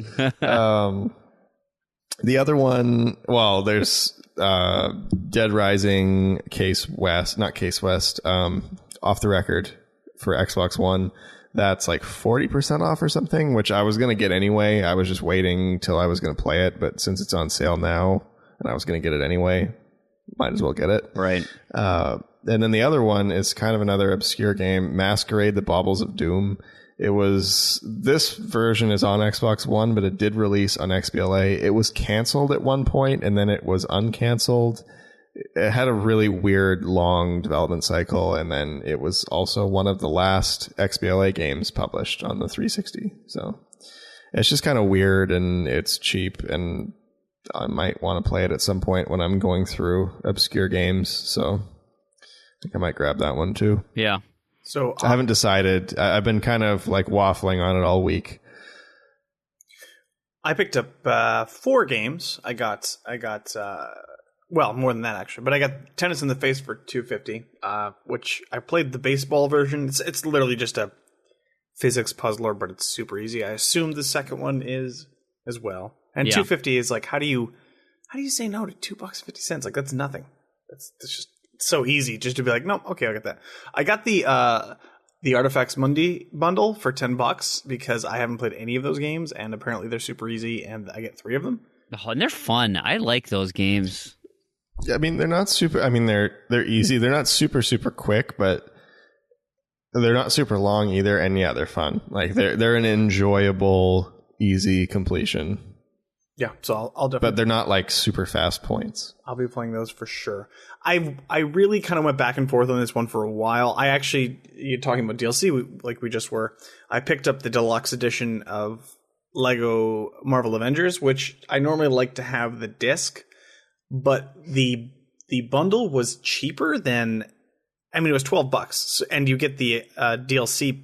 The season pass, which is normally $8. So it was like, yeah, I'll just buy the whole thing and get it all at once and play it at some point, I'm sure. And then finally, something we talked about a little while ago, the spring sale included just a handful of Windows 10 games. So I bought Minecraft Story Mode for Windows 10. Stack it. Yep, I'm going to stack as much as I can. I'm sure I'm actually going to pick up a few more. I know Michonne is cheap right now, so I'll probably pick that up. And the real big purchase that I'll make this week for the sale is the controller. the Design Lab controller, which That's is right. like 15% off. So I'm definitely $15 off. or $15. Yeah, that's right. So we get that as well. I've looked up and found the game that I was on the fence about. The reason I didn't pull the trigger is only a 33% drop, but it's $10, so it's like it's pretty darn close. Is Rise and Shine, that 2D platformer with the little boy Rise and his gun Shine? I think maybe the other way around, but I hear it's actually a pretty tough as nails, like entertaining 2D platformer, which I like. I like those types of games; those are fun. Semi run and gun, semi 2D platformer. So that sounded intriguing to me. And then the other one is How to Survive 2 is close for me. Again, only 25% off, but it's 11 and a quarter. It's like, you know what? Too many games. Those will go 50% off at some point, and then I am in. They made a How to Survive 2? Yes. They absolutely I don't remember that. I just did that. Well, it came out relatively recently. I think in end of January, early February. Oh, I totally missed that one. I should look it up. While I look it up, we've got a quick question here, and from Planting, and he asks, "What's better, jelly or jam?" Yeah, it's toast time. Isn't it the same? I don't think so. Jam is more has bits in it, right? I think Yeah. Right. So jelly is spread. Right. Yeah. Yeah. Okay, I like spread. Same. I like both. I'm not gonna turn it down either way. I mean, spread is like. See, my only issue with spread is it's like usually it's like too sugary and like too sweet because they like put a bunch of extra sugar in it. I don't like that. But if you get like a good spread that's like jam but without the chunks, sometimes that's where the chunks good. are really good though. It depends. Depends on what you're going for. I'm not big on the chunks. I'm not big on the chunks. I can go for either. I couldn't pick. I could definitely pick between the flavors. I don't know if I really mind either way if it's jamified or not. I mean, I like strawberry. I'm all about smooth. My favorite. Smooth. Strawberry's great. Love it. All right. So I just looked up How to Survive 2. It came out February 13th of this year. So I was super close. I don't know how I remember crap like that, yet I can't remember what I did last week, but so be it. Let's continue with our next question. We got it from, this is on Twitter, from Thrash Forever. And he asks, hey, I was listening to episode 65 of the backlog, and I was amazed when you mentioned Bubble Bobble. And I was just saying to myself, man, that is my game.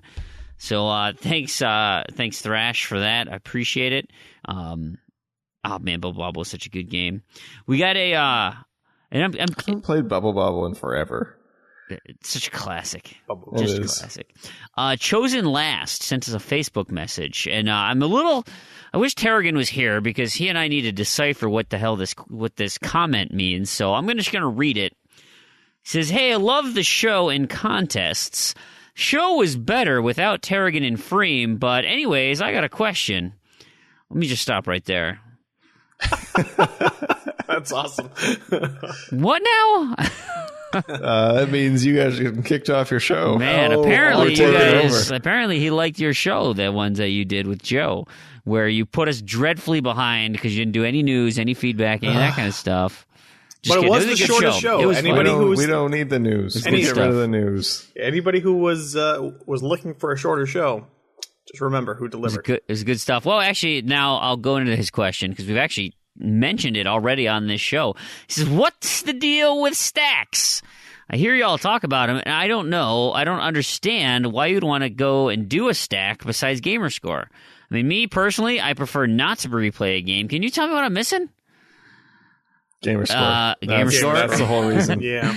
Totally Gamerscore. That's pretty much it. Particularly for me on games that I like or series that I like or series that I just want the completion in. That tends to be when I do stacks. Yeah. I mean, I don't stack a game for the sake of stacking it most of the time. Only, I like my Saints Rows. I like my Kane Lynch's. I like my Dead Risings. Yeah. Bioshocks. Rayman. Yeah, I would say the same thing. Well, I too. mean, I'm thinking more like region stacks, but yeah, Rayman, Wolfenstein.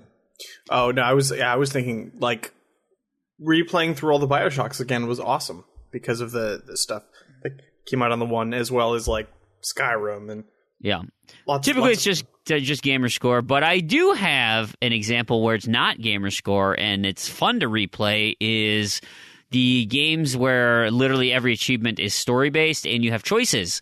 I'm thinking the Telltale model. Mm-hmm. So you can play through on the 360, your quote-unquote genuine playthrough, and then you can be a different type of character in the one version and still reap the benefits of gamerscore. And be, play an entire game where Lee says not a single word. Or, a game where it just whatever, and just play something that is different than how you played through the first time. I can see value in those as standalone experiences because they're designed to replay the game to see what possible outcomes may have happened. I actually just started doing that this evening. Like I mentioned, I picked up Minecraft story mode for Windows 10, and I've already played it through on the one. And when I played it through on the one, I played it as a female character. Now I'm playing through as a male, and I had forgotten completely that Patton Oswalt voices the main character. And it was not, that's never been a part of my Minecraft story mode experience. So it's really interesting to go back now. And yeah, those games lend themselves super well to stacks because not that they're tremendously different, but they are different enough that like you see experiences that you didn't have before, and the characters react differently. And I mean, some can die or not be there for a good chunk of the game. So those are very, very good stacks because you are replaying the game, but you're actually having a different experience and still getting all the achievements. So that's like the best version of a stack, I would say. Agreed.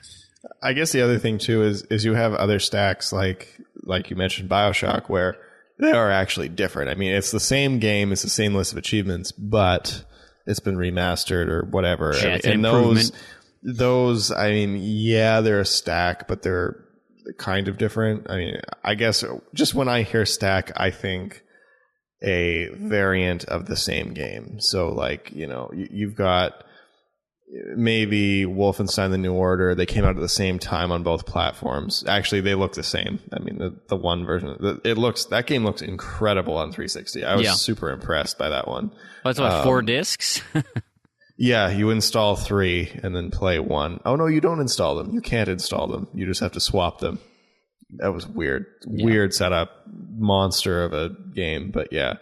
And I guess, I would count that as a stack, but a game like BioShock is kind of drifting into just 2 different versions. I don't know. Maybe. But I get what you're saying. I agree. Yeah. It's way more fun just when to kind of clarify, changes. Like I just, it's when I'm thinking of stacks, I'm thinking of I played 3 versions of Kane and Lynch. I played 6 versions of BioShock 2, etc.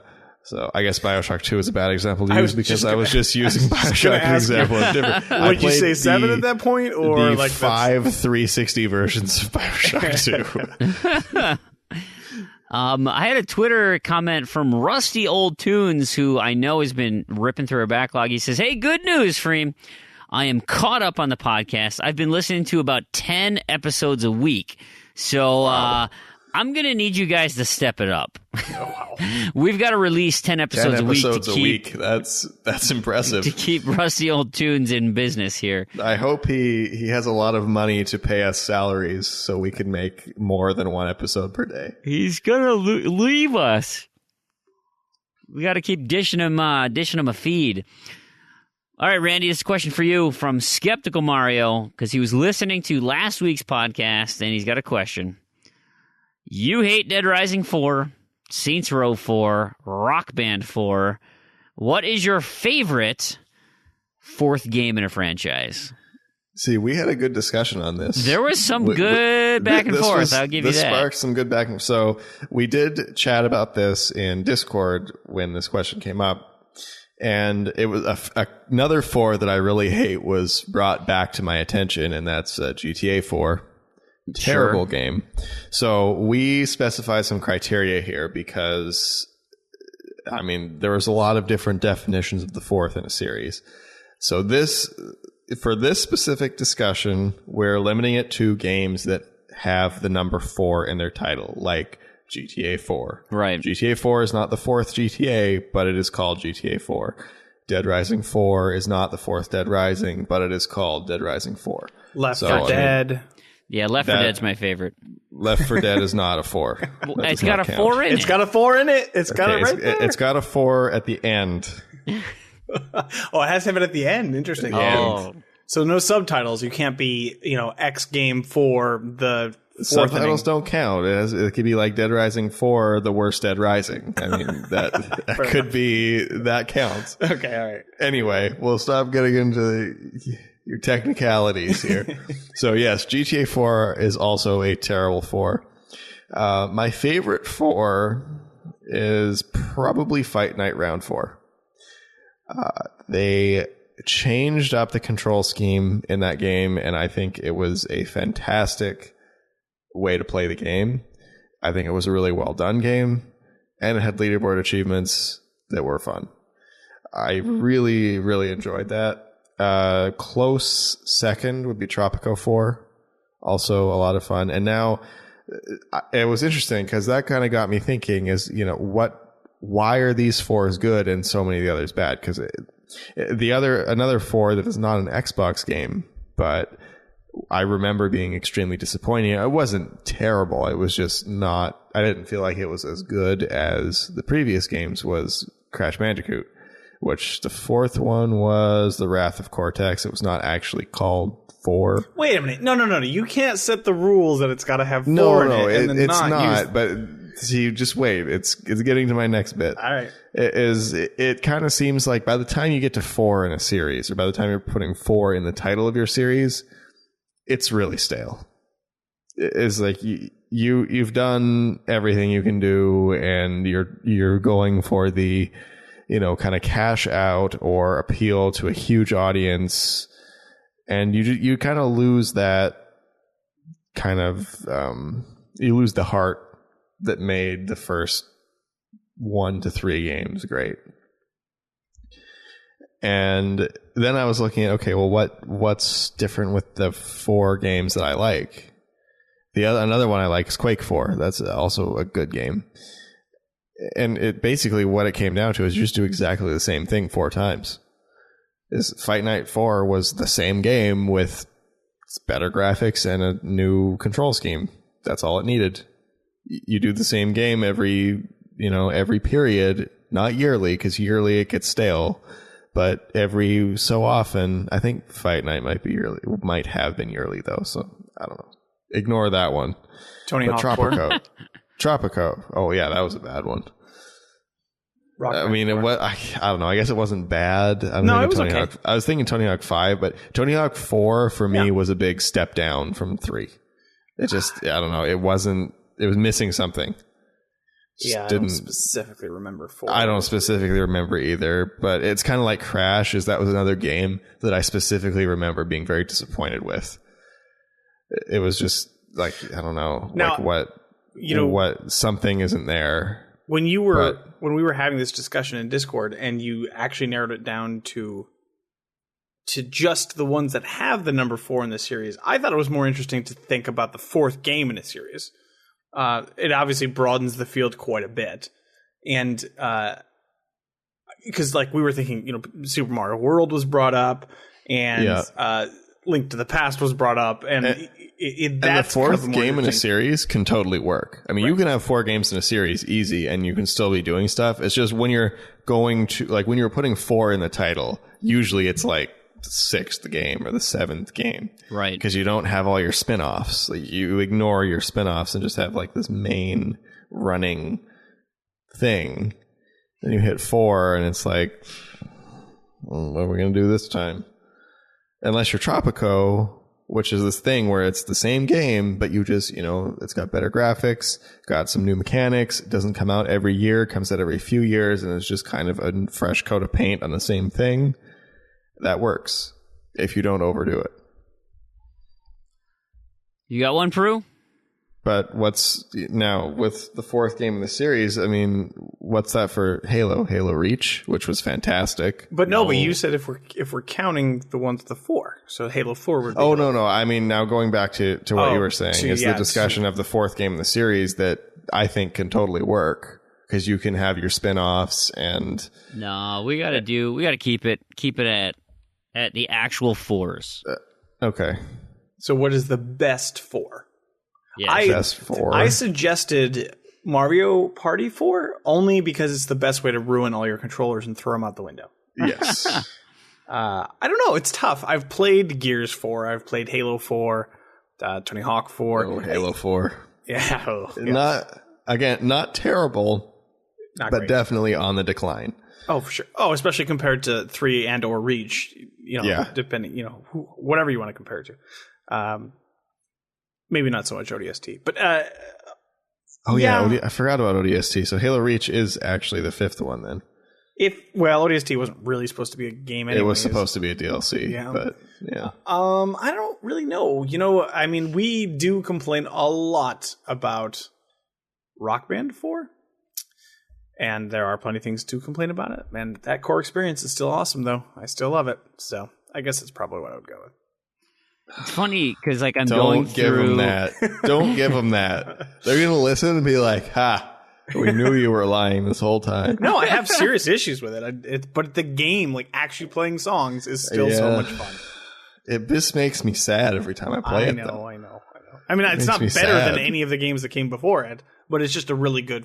Well, not really. Okay. It's a good game with a 4 in it. I'm gonna stick with Fight Night 4. I love Fight Night 4. That's a pretty good one. I think so. I've been going through while you guys have been chatting the True Achievements series, and there are 46 pages of game series, and I only made it through halfway. But I did find some interesting, certainly ones that are on my list. So I need a judgment call here. I'll kind of rank them a little bit. I have Final Fantasy IV, both of them.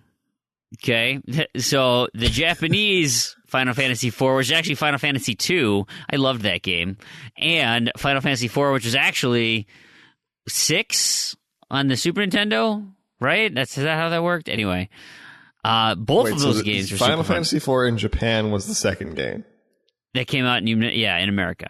Okay, no, I would go in that case. The 4th? Personally, I would pick the 4th one that came out in the US, in the world, which I think is 6. No, I would say in the world. So the actual Final Fantasy. Okay, Final Fantasy 2 then. So Final Fantasy 2. Perfect. Okay. That'd be my call. I mean, you can do whatever. You can pick whichever one you want. Right. That's like I don't know. Suffice it to say, put that on the list. The next one on my list is Assassin's Creed 4, the pirate one. I thought they did some, especially after just how stale it got with for Revelations, and they tried something for 3. I thought the setting was really cool, but just execution was maybe not quite there.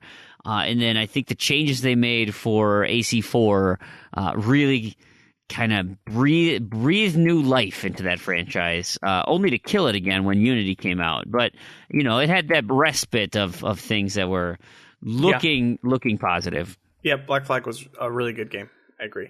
Next on the docket is Soul Calibur 4.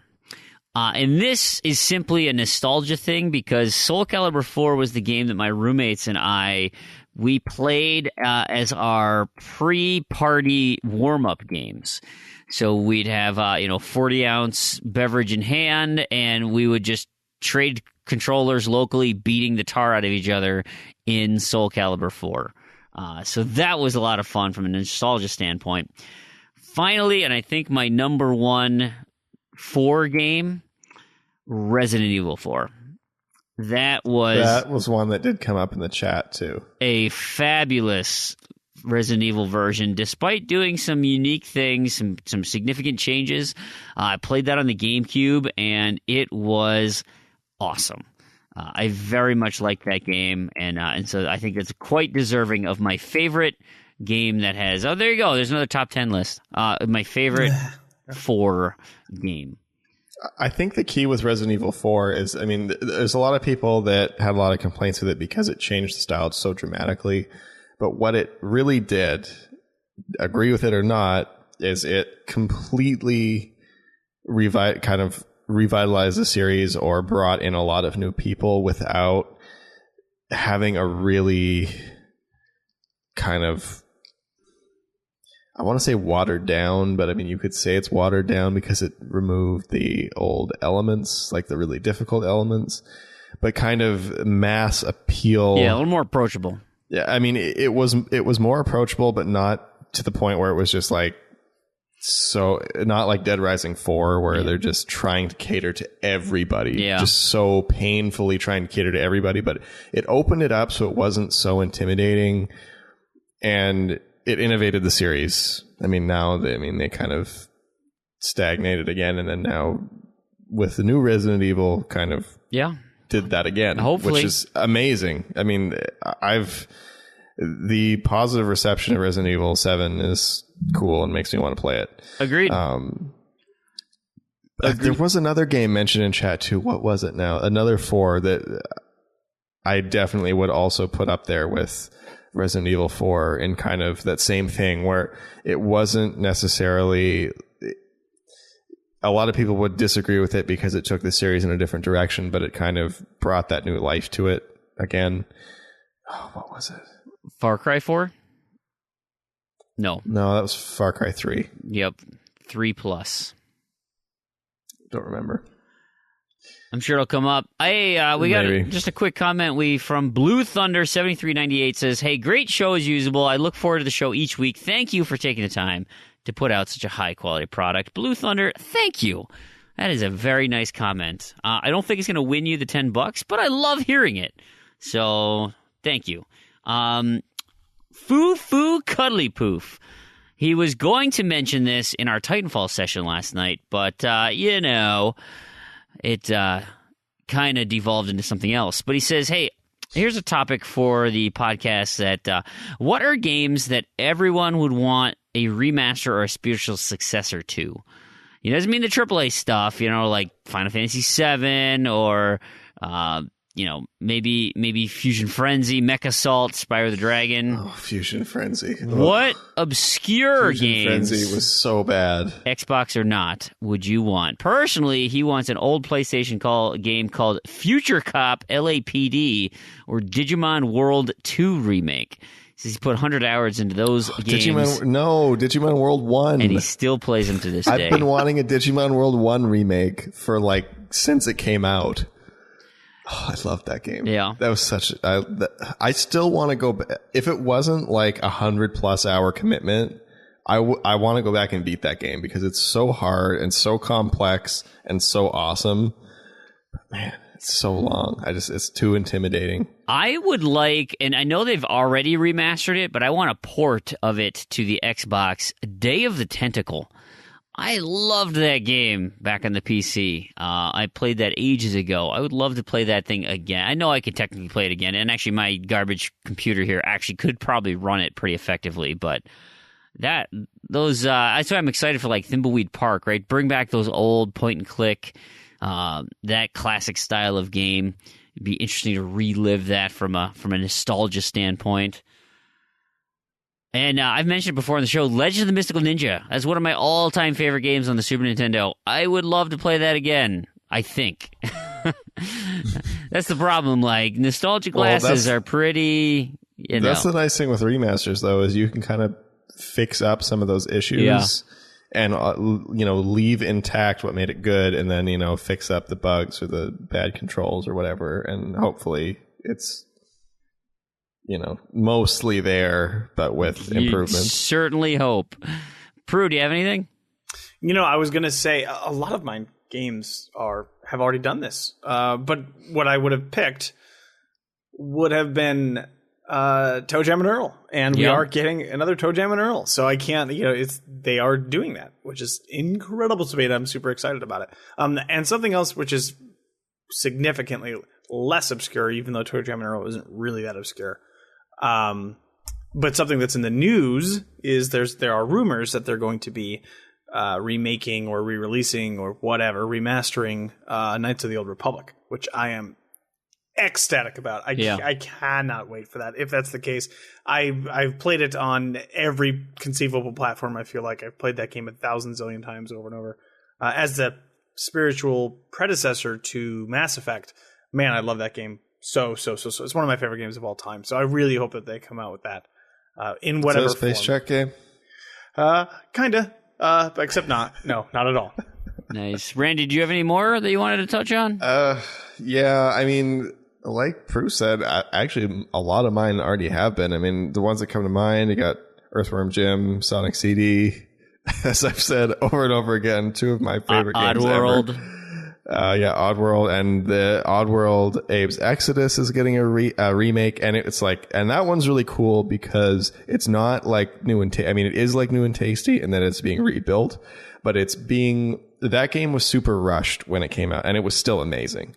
Like that game was awesome, but it was super rushed, and I didn't know that until they started talking about making the kind of proper remake of what it was supposed to be. So it's kind of that game at its core, but they're building it the way that it was intended to be built if they weren't super rushed, which is awesome. And it's going to be a great game. So that's cool. So it's kind of like a remake. It's kind of like I want to say like a sequel, but not quite a sequel. Yeah. It's cool. And if they could make an awesome game with it being that rushed, this is going to be incredible. So I'm looking forward to that. But one that I did think of that I've been wanting a remake of for a long time, and to this day, I don't think there is one. There are very few good versions of this. There were lots of poor ports over the years.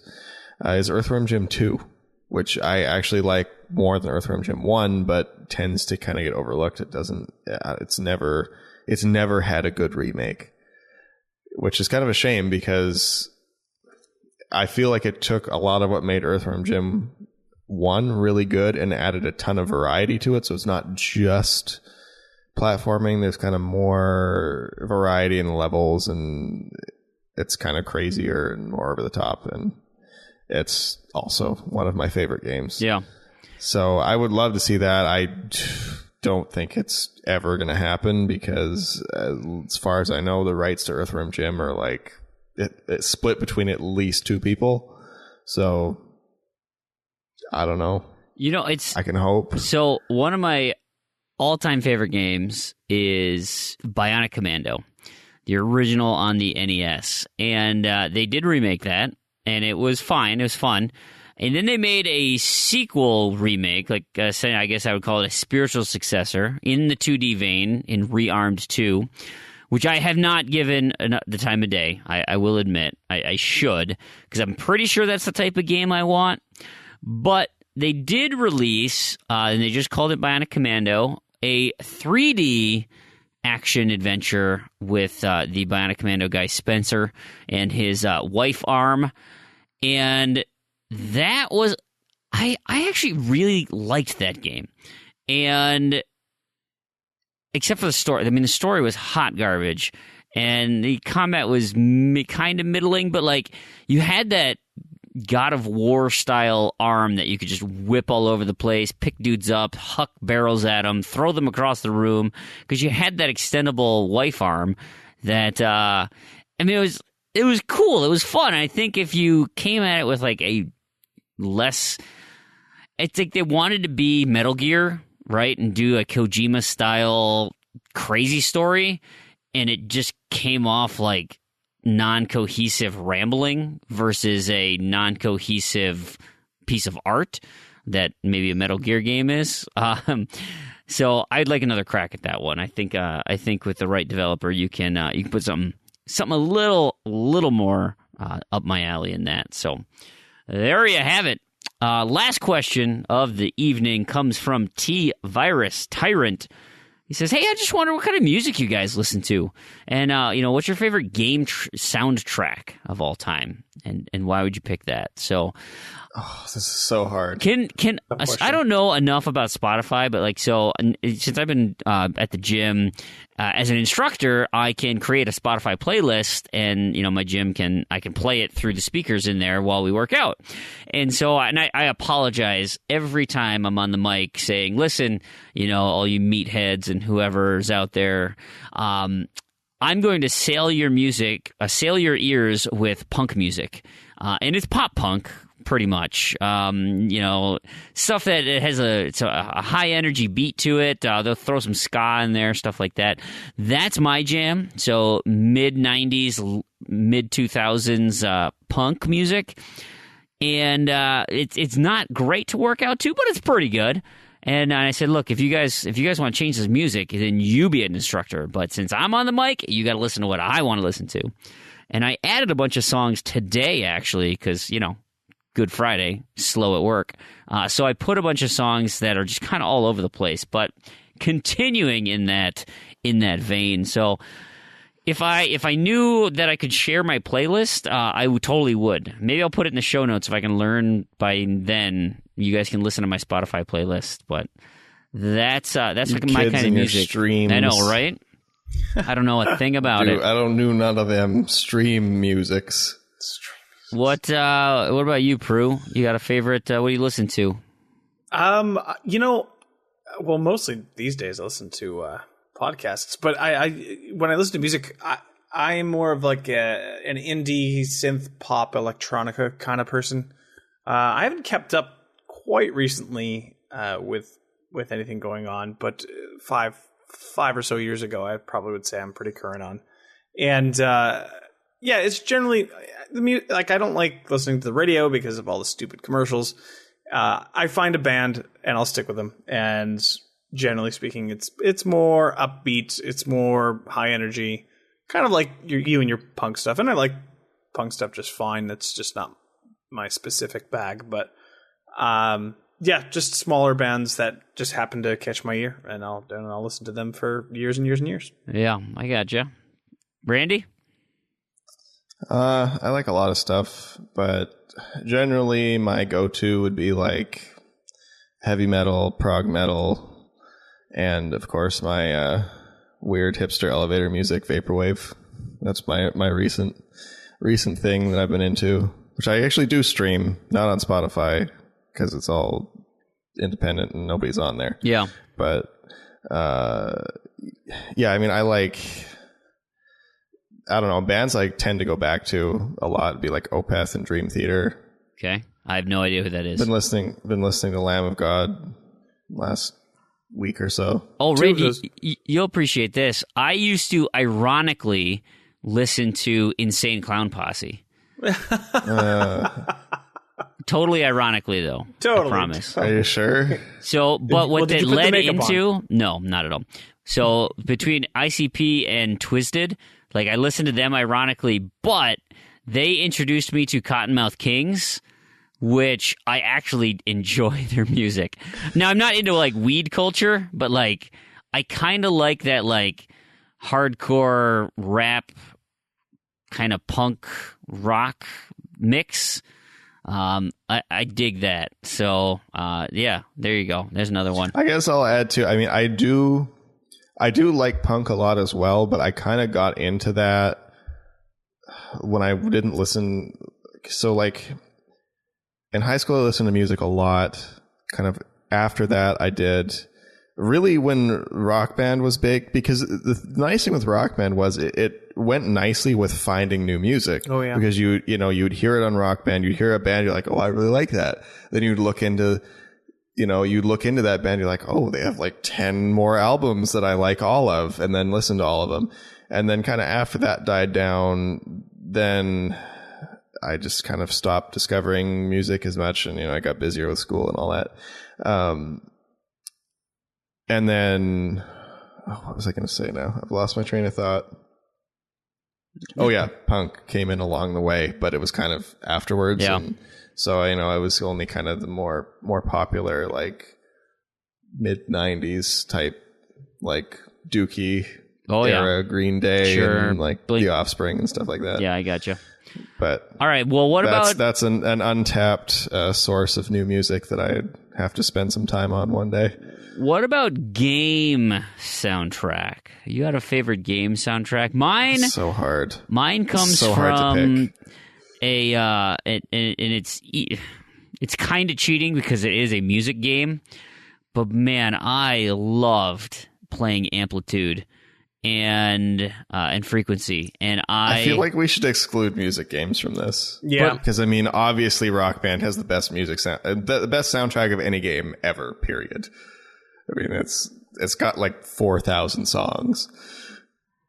But I feel like with Amplitude and Frequency is that you're creating different music because of what nodes you're activating. I mean, in Rock Band, the song's a song and it's playing and you're just hearing you're duffing all over it if you suck. Whereas in Amplitude, like, if I wanted, I could be like, I'm going to move over to the drum track right now and I'm going to then do the vocals. And you're kind of piecing together these electronica pieces that... Yeah, it's like Rock Band Blitz. Sure. So anyway, Rock and Band that's Blitz fine. doesn't I change the music, I can think of something else as well. But that one sticks in my head as such an amazing experience with a soundtrack that just it resonates so well. But let me hear what your guys' are while I audible and come up with a backup answer. I will. Man, it's so tough. You can't. I'm sure there's like 10 different games I'm not going to be thinking of right now. What pops into my head is Mass Effect 1. Man, do I love the soundtrack to Mass Effect 1. Every single piece of music in that is instantly recognizable to me and transport me back to like playing that game. Like I know what the... Okay, I'm going to give you two games actually because I just remembered another one. Every time I hear a piece of music, I know exactly, that's the menu music, or that's Novaria, or that's whatever. Like, yeah. I know exactly what experience that you're having in the game. In the same way, like a good film soundtrack will, like Star Wars or something like that. You know each piece is associated with some chunk of that experience, and your brain connects them.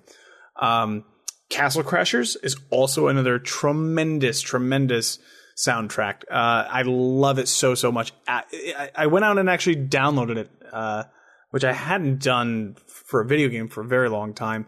And that's kind of my wheelhouse, though. It's right, like techno electronica stuff that's just fun and really good. They got a lot of indie artists to do the music for that game. It was really fantastic. And just a really quick mention of, even though it's not a big part of the game, I really like all of the tracks that they have in and continue to add to Rocket League.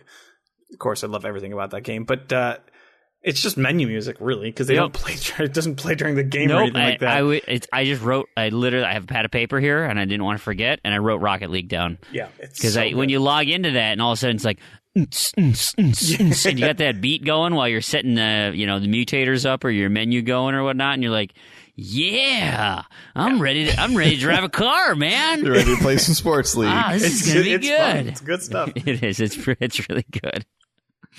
But you, Randy, did you come up with anything? I've got like 6. Oh dear. So, and they're totally all over the place. Now, the first 2 that came to mind were, you'll never guess, Sonic CD and Earthworm Jim 2. Jesus. Sonic CD had a great soundtrack. And the interesting thing with that is the North American version actually had a different soundtrack from the European and Japanese version. Most people swear by the Japanese soundtrack, but the game kind of had a much darker theme than the other Sonics, and I feel like the North American soundtrack captured that a lot better and was very well done. So I like that for the atmosphere, and it's good. Next, Earthworm Jim 2, it just had a great soundtrack. There were actually a number of classical songs used, as well as a bunch of original stuff, and it was a good soundtrack. Next came to mind was Tetris for CDI. Just, you got to look that one up. I'm sure nobody's ever played it. Got a really cool soundtrack. I've actually never played it. I've just listened to the soundtrack. Then I was thinking, how could I forget Dead Rising 1? Dead Rising 1's mall music is like the best thing. Oh, jeez. Yeah. I love the Dead Rising mall music. It's hilarious, and it's just the perfect generic mall music sound with the setting of Dead Rising. It's so good, and I can't pick just one. So that's your collection? I feel like I'm missing one. I feel like I thought of one more. Yeah. It's That's funny. Plenty. That's plenty. I mean, and mine's all over the place. Oh, Killer Instinct. Killer Instinct 2 has a great soundtrack, and so does the new Killer Instinct. Just great soundtrack. Yeah. So I've been going through my game collection here and just taking some notes, and I'm following along with you, Randy. Like I'm looking at this list, and I'm like, what a weird list of games you just wrote down. Like, I don't understand how these are, they're connecting, but they're not. I mean, honestly, they're all, other than Sonic CD and Dead Rising being very atmospheric, they're all really good for different reasons. Yeah. So here we go.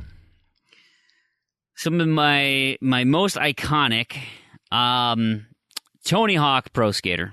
My goodness. Yeah. That just was burned into my skull with how much I played that game. You told me I can't do rhythm games. I forgot another one. This one's kind of on the line. Runner 2, Legend of, that effectively is a rhythm game, but it's a platformer auto runner. But man, I mean, because it's synced with the music, it is just a gem. And with that, then I have to add Rayman Legends. And those I was going to mention that one too. Those music levels are just glorious. Mm-hmm. Absolutely glorious. I mean, the whole soundtrack is great. Yes. Even the not music levels are still like that. It's just perfect. It's exactly how it should sound. Yep. So then we've got 3 games left of mine, and for all its faults, Proulx, Destiny actually has a very good soundtrack. The musical score in that game is quite good. I enjoy playing it. The orchestral music that plays through many of the moments, adds a level of gravitas to a lot of the things that are going on. Regardless of your feelings of the story, it is a nice accompaniment to their cinematics and stuff. Last 2 and I've heard this game pronounced multiple ways. I always said Ilo Milo. I've heard Ilo Milo. That is just I always thought it was Io Mio. It is a delightful, lullaby type music. But it's just charming and very nice, and I like listening to it. And finally, Quantum Break actually had an exceptional soundtrack. Some really unique musical choices interspersed throughout that, and some strangely written original rock songs that were part of the whatever their little media thing they're calling it, those TV show vignettes that they made. But that was actually a pretty good soundtrack. I keep seeing Sam Lake post his soundtrack up on Twitter, and you kind of go through those songs. You're like, I remember that. Yeah, that was pretty good. So there's my list, kind of all over the place. But I want to just jump in there because you did mention Destiny, and I will say actually that any Halo, any of the earlier Halos, but specifically Halo 2 also had a amazing soundtrack. Yeah, with Marty O'Donnell. Yep. So good. That's also one of the other few video game soundtracks I think I might have paid for the disc. It's so good. I've never liked the Halo soundtracks as much as people really like them. I mean, it's So they've grown on me over the years, but I don't know. I don't find it that. I just don't get why so many people put that as like a really, really highly rated soundtrack. Because it's awesome. I guess I just don't get it. Doesn't do it for me. I guess gotta listen to my Tetris for CDI. Awesome. Well, that's it for listener feedback, guys. What do you think? Where are you feeling that the email of the week should come from? I've got mine. I'm leaning toward Marky B with his top 10. I loved where that conversation went and evolved into. Do you guys have another contender that you think should be mulled over? I don't disagree with you, but I do like NBA Kirkland's comment. Oh yeah, I think it was funny. He gets my vote. It was pretty funny. It was pretty funny. I did like that.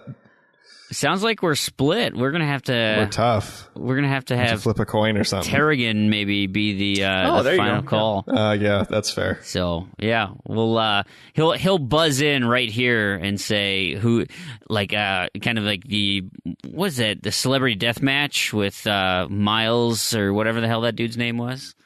And he'll declare a winner. Ready? Here it is. And the winner is Marky Boy. Whilst NBA Kirkland's comment was funny, it didn't necessarily spawn a lot of good topic and conversation for the show, so I have to give the win to Marky Boy here. Congratulations. Yeah, good job. Look at that. I'm so glad that person won with their comment because it really, truly was the best. It was a great comment. It was definitely the best comment. Yes, good job, user, listener. Also, generic answer. Now transition.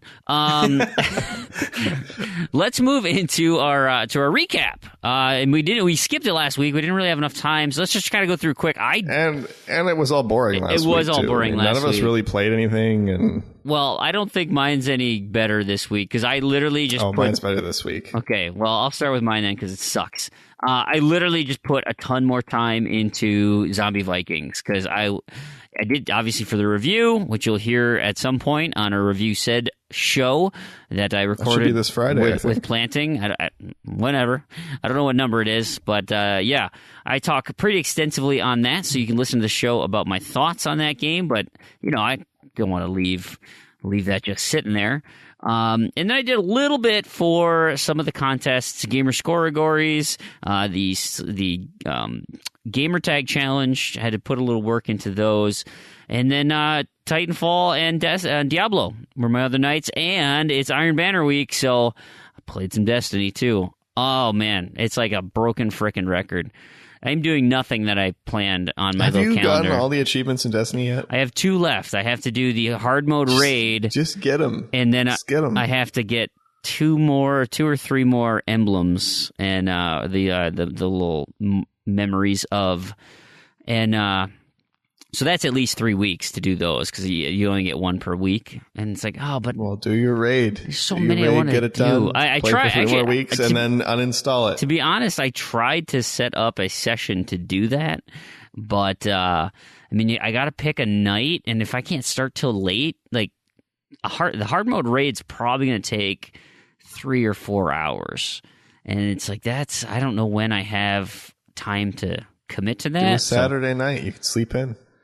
Yeah, ultimately it's going to end up being the case, but hey, it's getting nice out. Life's getting in the way. So that's my kind of crappy week. Not a ton of action, but so let's move over to Randy. You said yours was exciting. Let's hear it. Yeah, I actually played some stuff this week, some different stuff that's not just Transformers. I did play Transformers though a little bit. Probably only like one night this week. It got put down pretty quick in favor of Ukulele, which we got a code for the day before it came out, which was exciting. And it's awesome so far. I haven't had a lot of time to really sit down with it yet, but what I've played is it's exactly what Banjo-Kazooie would be if it was made today. It's just awesome. It's exactly everything I wanted it to be, and I really hope it stays that way throughout the whole game because I'm really enjoying it so far. But as I said, other things have been keeping me busy, which is my goal by the end of this week to complete the Guitar Hero series. And from looking at the leaderboards on TA, there are only 3 people that have done that. So I will be the 4th. And if everything goes as planned, I'll have that done by the end of this weekend by the time the show airs. So I'm very excited, and I'm planning a big back-to-back. My objective is to be able to finish 4 tutorials and complete 4 games, all back-to-back. That's pretty impressive. So, and now one of those is Rock Revolution, but I'm throwing that in the mix too. So if everything goes as planned, that'll get done too. So the Guitar Heroes I've been playing, Van Halen, Warriors of Rock.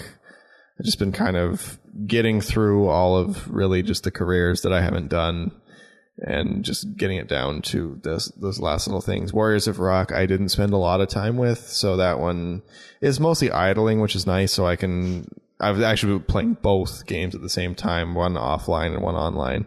So that's nice, just getting through the careers, letting one play on beginner vocals and the other one I'm actually playing. So, I mean, that's it. It's mostly been music games, but, and I played, I think it's pronounced Aero. Aero, yeah.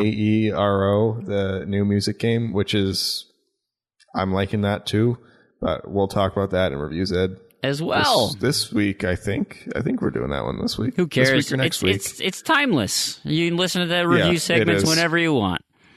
Yeah. So go find it. And, it's awesome. So I'll talk some more about that on that show. And if you were unaware, we did not stop doing Reviews Ed. We separated it to its own show now that publishes on Friday. So if you want to hear the reviews, look out on Friday for the separate episode, because we're trying to keep this show a little bit shorter, and we're extending the review segment to cover more games because we get tons and tons of games. And, of course, as we mentioned in our Lose of the Week, also plays in Space Treck with Proulx, fighting the lizards. And with that, what did you play, Proulx? Well, I obviously played some Star Trek. We've talked about that a little bit. I played just some things that I generally play. Halo, Rocket League, Titanfall we played this week. Fream was there as well. Oh, yeah. It was a good time, like it normally is. Although people are starting to finish out, which is a little concerning because there are less people around, and I think there are going to be less and less as people go on. I don't know that I'm ever going to finish it. I'll go as long as everybody else is going, but we'll see. We'll see. I've gotten a lot more points in it than I would have expected anyways at this point. So I'm kind of in the same boat. Like, I anticipate getting all the achievements except all the hardware and the Gen 10 and Too Legit to Quit. So that's unfortunate because you get that close, you're only at 3, but I'm on Gen 5. I'll get through 6, no problem. And by the time everyone's done, you know, you got all those wins in 8 and 9 MVPs. Like, God, it's just. I guess we can just boost those too. But hell, you know, maybe it just be you and me in Japan West. Maybe it just will going back and forth. It's definitely possible. Yeah. And then, of course, I've been playing through. I was desperately trying to get through Andromeda, Mass Effect Andromeda, before Yooka-Laylee came out. It did not happen, but I did beat it. I beat the story just a few hours ago before recording time here. My overall impressions of the game have not changed. I'm obviously not going to give any spoilers here, but it still feels like Diet Mass Effect in a lot of ways. I will say the second half of the game has much more interesting moments than the first half, depending on how you play it. The first half is just kind of the open world filler kind of stuff. At least that's how I played it, because I wanted to get everything done before I headed towards, the point of no return. There are some things that it does really, really well. There are things that it does better than the original trilogy. The humor in it is actually really, really good. There are a couple of missions that are really stand out and like amazing and incredible. And then the rest of the game is okay. It's, there are some issues with it, but it's not I don't know. I guess I'd give it like a 7 or something, and I'd still have to really think about it. But it's a good game. It's not an overall outstanding experience like any of the first 3, depending on what your tastes are. It just doesn't. I think it just kind of exists in that shadow, which is a pretty big shadow to cast. It's good, but it could be. If they do a sequel, I can see where they could really ramp it up and make it something really awesome. So hopefully. But then, of course, Yooka-Laylee did come out, and so I played a good chunk of that game. I'm probably about 8 hours into Yooka-Laylee, and it is exactly what you should have expected if you were paying attention to what they were trying to do. It is, like Randy mentioned, what Banjo would have been if it was released today, and warts and all. So there've been a lot of and that's fine. Yes. No, totally. That's part of it. That's part of those kind of games. I mean, I don't know what it is about it, but every one of those games is like that, and it's so far it hasn't been so crippling that it's really an issue. I mean, it's moderately. It's just like Banjo. Banjo's camera was never so bad that it was ever unplayable. It was a little bit annoying, but you just got used to it. So. Yeah, it's the same. It's the exact. That's a lot of third-person platforming games are like that. You're always fighting the camera. Yeah. I mean, and that's what I mean. Like, it's just part of that type of game, and it's fine. Like, and they've actually done, I would say, a much better job on some of those issues with controls and cameras in Yooka-Laylee that I've seen so far. I mean, it's far from perfect for sure, but. I mean, it's one of the best that I've played ever, I would say, of that type of game. Yeah, it's really good. I really am enjoying it. I try to be very careful about the nostalgia factor. I'm literally playing this for the nostalgia factor. I'm doing this because I can't get this gameplay experience other than replaying Banjo over and over again, which I don't want to do, obviously. That's why I'm playing the game. On the other hand, I don't think, but I have to be aware that it's possible that I don't find it as good as Banjo. And that may be my bias towards the old games when I was, what age I was when I played them, how I was growing up at the time. And so I will say it's good. It's even great, depending on what you're looking for. It's not better than what we had before. It does seem... The story seems more rushed. Not that either game really has much of a story. Yeah. And it does seem shorter. Just, judging by the number of things. There are actually only 5 levels. Yeah. But they're kind of like big levels. Yes, they are. They're larger. So, I mean, it's kind of hard to say from that. But I'm just judging by the number of collectibles and kind of some other stuff that it seems like it's a shorter game. So, I mean, that could be part of it. Because, a game like Banjo-Tooie was huge. Yeah. Especially much for bigger. the time. Much bigger. Huge game. I haven't made it into the final world yet, but I can tell you Banjo-Tooie is a much larger game, or at least feels that way. Yeah. So, I mean, those levels were pretty big in Banjo-Tooie. Yes, they are. Now, does that mean that, Yooka-Laylee Tooie... I mean, that I think that's going to be called Tooka-Laylee. Oh, see what it did there? You should send that to them. I know. I don't know if they'll do it. It'll be interesting because there's been kind of a bit of a negative or a split, I guess I should say, reception to this game. I feel like people don't get it. Yeah, I agree with you. I think that the again, you have to go into this expecting what you're going to get. Like, there's no surprises in Yooka-Laylee. No. And I really like that about it, actually, they were pretty blatant in saying this is a complete ripoff of Banjo. Yeah. It's going to be just like Banjo. Here are some screenshots of it being just like Banjo. That's why I don't get all the vitriol of all the people who are saying, it's too much like Banjo. It's too much like Banjo. What did you think? Literally, they're copying it.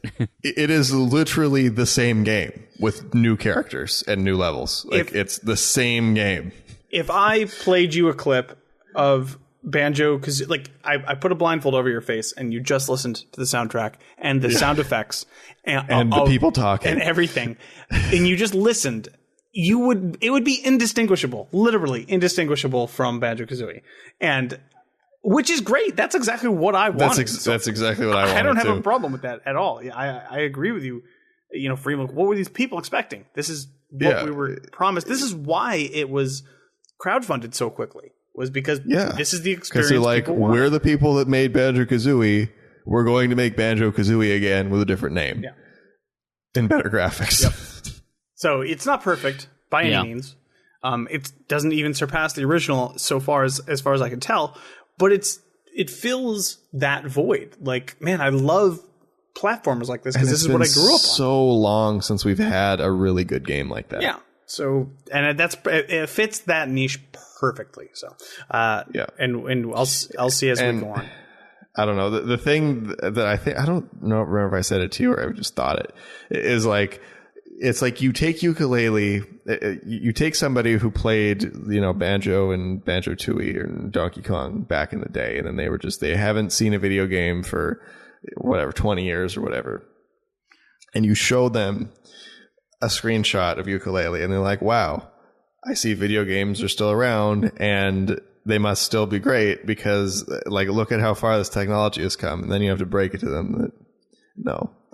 See, this is a one-off. We've been hoping for this for years. Video games are bad. It may only be a one-time thing, which it's okay. Then it's the sad day because then they realize that that's just a one-off and the rest is bad. Yeah, there you go. Because we don't like games here. Yeah, at least I don't like games. So I'm sure we'll do a review, Zed, on that with maybe a lot of people because a lot of people want to play ukulele. So we'll see. I am not one of those people. Here's a mini one. It's great so far. Perfect. Have fun with it.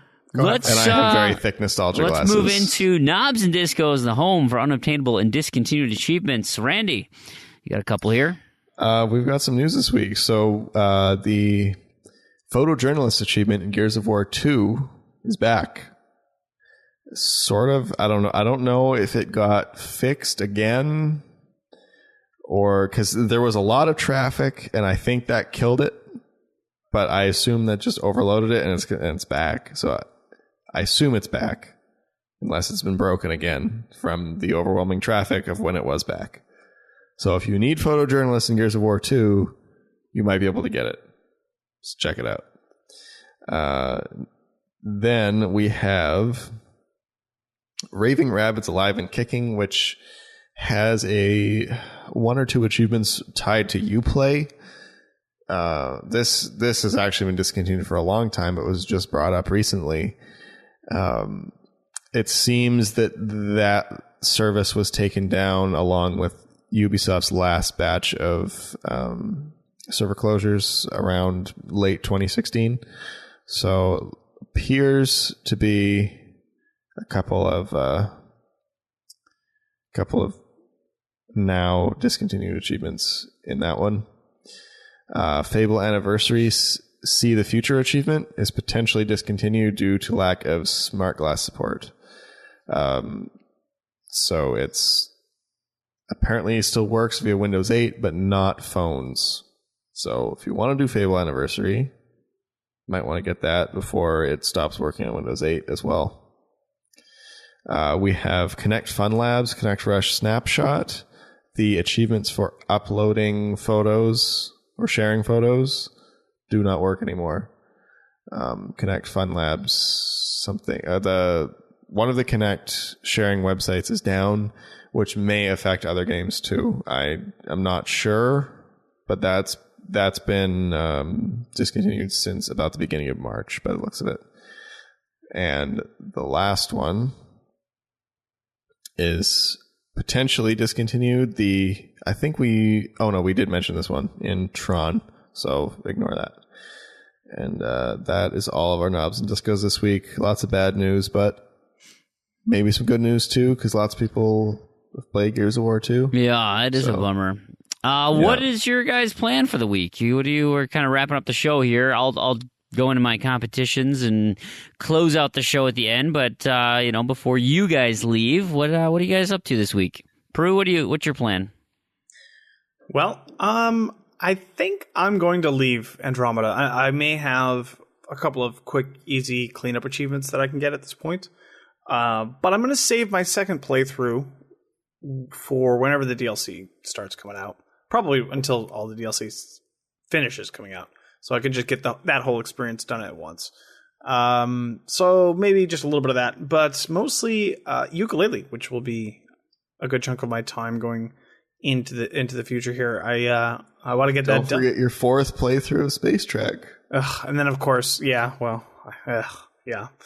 probably do that as well, unfortunately. Only needs 2, but I get to do 4, so that's nice.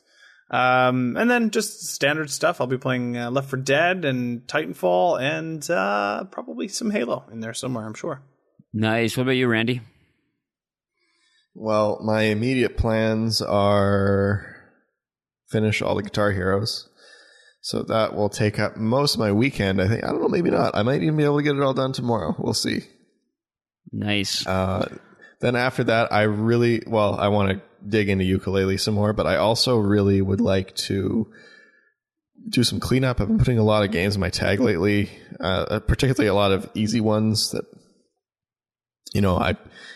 if a game that I'm playing for Review Zed can be completed in less than 5 hours, I'll probably put it on my tag. I might not get all the way through it or not get all the achievements, and then I'll have like an hour or 2 to go back and finish it up later. Yeah. And I kind of haven't been doing that, so I want to go through and finish off some of those really, 1-2 hours to finish it off type of games just to get them done with. And I also need to go through and do some of my easy stuff on my random to-do list. And because right at the beginning of the month, I was looking at I finally got all the games I wanted to get. And then a bunch of other stuff came up and I haven't played any of them. So I at least want to get the easy stuff that I can get in an hour or 2 just from games that I don't plan on finishing right away. Sure. Necessarily. So I think that'll probably cover most of my week. Of course, I'll play a game for Review Zed, but I'm not sure what that is yet. So there you have it. Hey, social media or anything you want to promote while you're closing out? We'll go back to you, Proulx. After you, Randy. Sorry. Okay. Of course, if you ever want to get a hold of me, Twitter @Randy2727 or email us, contact@ZedToZed.com, tweet ZedToZed. We all see them. You bet. Like Kirkland's, which was hilarious. Yep. Yeah, what about you, Proulx? Yeah, just other than that, you can find me on Twitter personally @OneUpDan. That's the number 1, not the word. Nice. I'm at Freamhole, FREAMWHOLE. My plans, I got some people coming over for Easter, so you would have, after this release, you would have seen it. I'm hoping to get the Connect up and going, and since I've got some warm bodies coming over, maybe get some of those achievements out of the way. I'd like to get into State of Decay, and I have a random to-do list in Zombie Vikings that I feel like I'm pretty close to. I think one more night will do it, and I'd be remiss to say I'm not going to do some Destiny, so... Awesome. Well, hey guys, you have an awesome rest of your week. We'll talk later. I got some zombie news here. Thanks for Alex, Miserly Pluto, for sending this to me. He has single-handedly provided me the greatest email experience thing that I could have ever hoped for. And I'm so terribly unfortunate that it's Australia right now, but you have to think with something this amazing that it's going to make its way stateside. And perhaps, maybe I should just be the one to do it. Suffice it to say, he sent me a link to a website called ZedTown, okay? And you can go to the website, it's ZedTown.com. And, okay, what is it, right? Well, they take your hometown, some area, right? So this is on the campus of New South Wales, was one of the most recent ones, but it literally could be your neighborhood spanning, a few square miles, city blocks, whatever. And essentially what they do is it's kind of this like there is coordination involved, right? So they set up these tents and these things where you can, initiate the game, and everyone shows up as a survivor. Okay, so as a survivor, you get your Nerf blaster. It is sponsored by Nerf, and so any child-safe Nerf blaster works. And you become a survivor, and so you dress up. They give you a dog tag. It's like a little memento, a ZedTown dog tag, and the way it works is so everybody starts as a survivor except one person.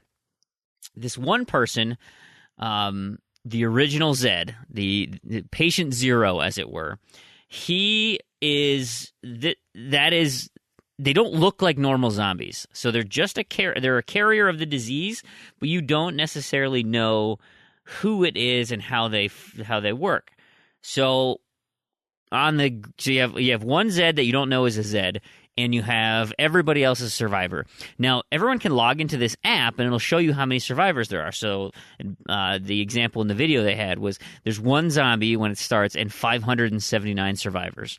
And everybody logs in, and like this app, like you can have a local radio station. So if it's like at a college campus, right, the college radio station can like broadcast survivor messages, or, hey, zombie uprising seen over at the quad or at the cafeteria, stay away from there, or, hey, there's a group of survivors come, and you can use your phones and social media to kind of help push the story along, to help form up groups, help protect each other. Essentially, it is a giant game of tag. So the zombies, after the original zombie, they physically tag another human being, a survivor. They take their dog tag as a trophy, right? And that person then goes to the designated zombie makeup area and comes out as your plain Jane decaying flesh zombie. And they then wander around hunting survivors.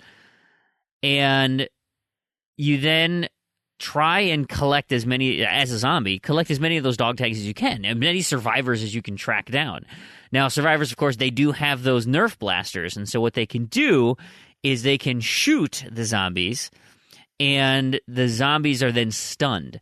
And so a stunned zombie has to run back to this respawn location. And so it's like a Ninja Warrior where there's that buzzer on a post, and you hit the buzzer to stop the timer, all right, and that's the end of the race. It's similar to that. And so once that reaches 0, you can tap the timer, and there's a little countdown clock, and then boom, you're back in the game. So survivors have like a red armband that you can distinguish. You do this like in public, right? This isn't like a closed off area. And so, you might have like, let's take the school, for instance. You might have kids going to class and like people wandering around doing normal things being like, what the hell's going on here? But if you've got your Nerf gun and your red band, you're in the game. Zombies will have all sorts of, some prosthetics, some blood and whatnot, but most importantly, a green headband. That's what distinguishes them as zombies. And then littered throughout the area are mods. And so there's like referees and stuff just kind of help things along. So the event typically lasts for like 4 to 6 hours. It really depends on how long either the zombies win or the survivors go. So they have like a sample schedule here about how, the New South Wales ones worked. You came in at 2 o'clock and you played around from 2 to 4, just goofing off. And then at 4 o'clock, you had the final briefing and they're like, okay, this is what's going to happen. And there is a zombie out there amongst all of you survivors. You 580 people. One of you is a zombie, but you have no idea who that is. So if they tag you, then you are a zombie, and ideally that person is not found out. If that person is found out, then the radio broadcast can go out and say like, "Hey, we found the original zombie," and then that original zombie goes and gets their makeup done and becomes a normal zombie. And so then from 4 o'clock, that's the start. And if you can survive till 10 p.m., that is your final evacuation. You keep your dog tag. You're quote unquote a survivor. and then that's it. But 6 hours you have to survive out in the middle of nowhere doing your thing. The one thing that was interesting. I mean, they have a lot of kind of little sub things here. They do have areas you can't go, right? So let's say it's like a library. It's like, okay, library's off limits. Nobody goes running around terrorizing the library or whatever, right? You can think of places that they're kind of off limits for random people running around with Nerf guns. One of these things that surprised me was something called an elite zombie. Elite zombies, this is from the webpage, this is their rule. Elite zombies may break the game rules in specific ways. The rules will not always be immediately apparent. If you see a very dangerous-looking zombie and are unfamiliar with how they operate, extreme caution is advised. That sounds awesome. No, so I participated in the Zombie 5K, where you, as a survivor, it's kind of like flag football. You have a belt with your quote-unquote lives on them, and you have to go through an obstacle course, and at points, there are zombies all over the course. And so you not only have to do monkey bars or, wade through a river or whatnot, a rope wall, that you also then have to sprint through sections of zombies without getting, quote-unquote, eaten. This kind of reminds me of that because on the flip side then, we ran the race in the morning because I wanted to be surprised. I didn't want to know what the course was. So we ran the race in the morning as survivors, and I survived, by the way. I was really excited about that. And then in the afternoon, we got our face painted up and became zombies. And it just so happened that our group where we were located, we were considered fast zombies. So, of course, the slow zombies are the ones that can't really do anything, and the fast zombies, if they wanted to, could break into a sprint to chase down, and, there was maybe 3 or 4 in a section of, 20 zombies.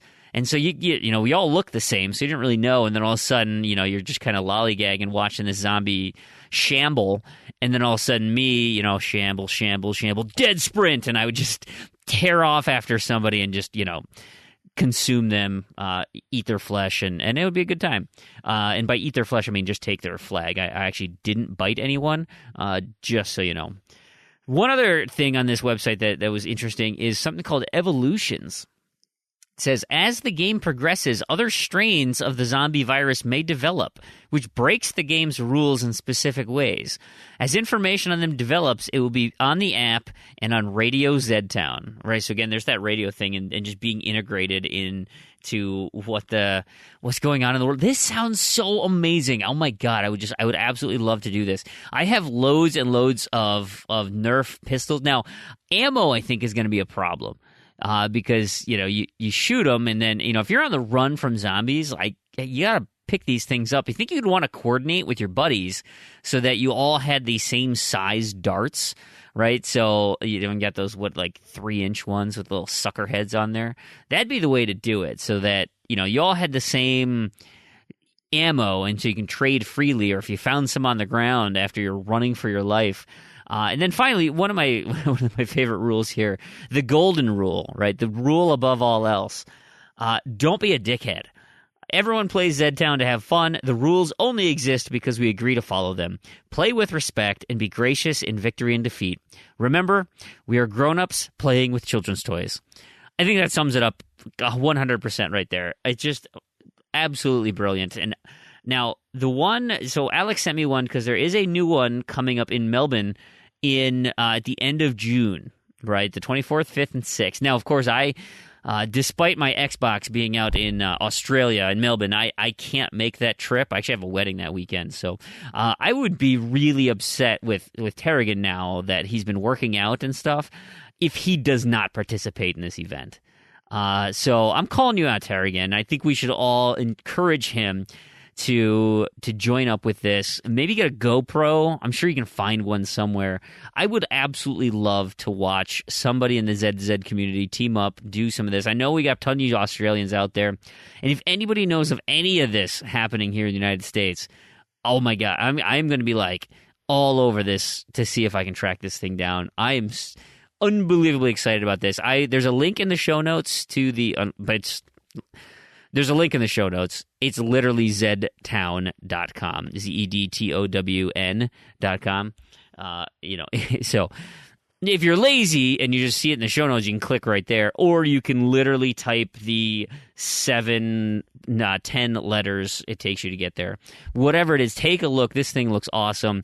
Maybe we can petition to have the Z2Z community sponsor a ZedTown. Maybe that's our summer meetup in Minneapolis. We'll do a ZedTown, at the U of M campus. So, Beer Me and Skeptical and everybody, X Tower, there's everybody in Minnesota or Wisconsin or whatever. Fug, you can come over. We'll bring in Silence over in South Dakota. Just get everybody in the north, and then Randy, since we're like right in his backyard, he can come. Oh my God, guys, this is it. We're gonna have this. It's happening. That's it. I'm setting this up. I'm on a mission. We are starting up ZedTown, Minneapolis. I was gonna. So keep an eye out. So that's the end of the zombie news. Man, I'm so flustered. I'm so excited about this whole thing. I'm paying out the winners to our contests. So we've wrapped up our March contests. We had 32 people enter the Gamertag Challenge, which was my name, Fream. Everybody but one person got the full thing, so 311 chances, and our winner with a 3.2% chance of winning, like everybody else, Kez001. Congratulations, Kez. You earned yourself a wonderful, wonderful prize. Now, for March Effect, this was unlocking achievements in the Mass Effect series. The big earner this month, who garnered himself a 24% chance of winning, NBA Kirkland, man, this guy killed it. He started and finished Mass Effect 2, the Japanese version, for a whole boatload of things. He already had 4 other completions on his tag and played a bunch of Andromeda, I think. So, man, he had 113 entries in this thing. Second place was Grug with 47 entries. He had 10% chance of winning. Matty H, 44, and Giant Hunger, 40% or 40 achievements, entries into the pool for 8.6%. Those are the top 4. One of those top 4 is the winner. I went to 4 because it was number 4. Giant Hunger takes it this month for the March Effect series. Congratulations to Giant Hunger. Awesome work on everybody who participated. We had a nice 19 people unlocking achievements in that for a total of 467 entries. So that's pretty cool. Finally, random to-do list up in the house. This month we had 100, did I count that right? 90 people unlocked at least one achievement in March. We have 157 people who've gotten some type of score.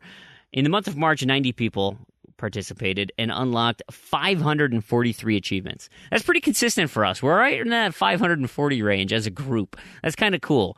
I did my best. I tried. Top 4 for the achievement earners in the month of March. Buffalo of Lies with 22, NBA Kirkland with 21, Big L with 21, and Crunchy Goblin 68 with 20. Those are our top 4. In terms of points, well, Buffalo of Lies with his 22, top point scorer of the month. Kingsman 2625 had some high ratio achievements, only 19 unlocked, but second place. And Crunchy Goblin, who's in 4th for achievements, actually is in 3rd for TA or ratio points on that one. And Big L in 4th. So congratulations on those accumulation of stats. But you want to know who the winner is.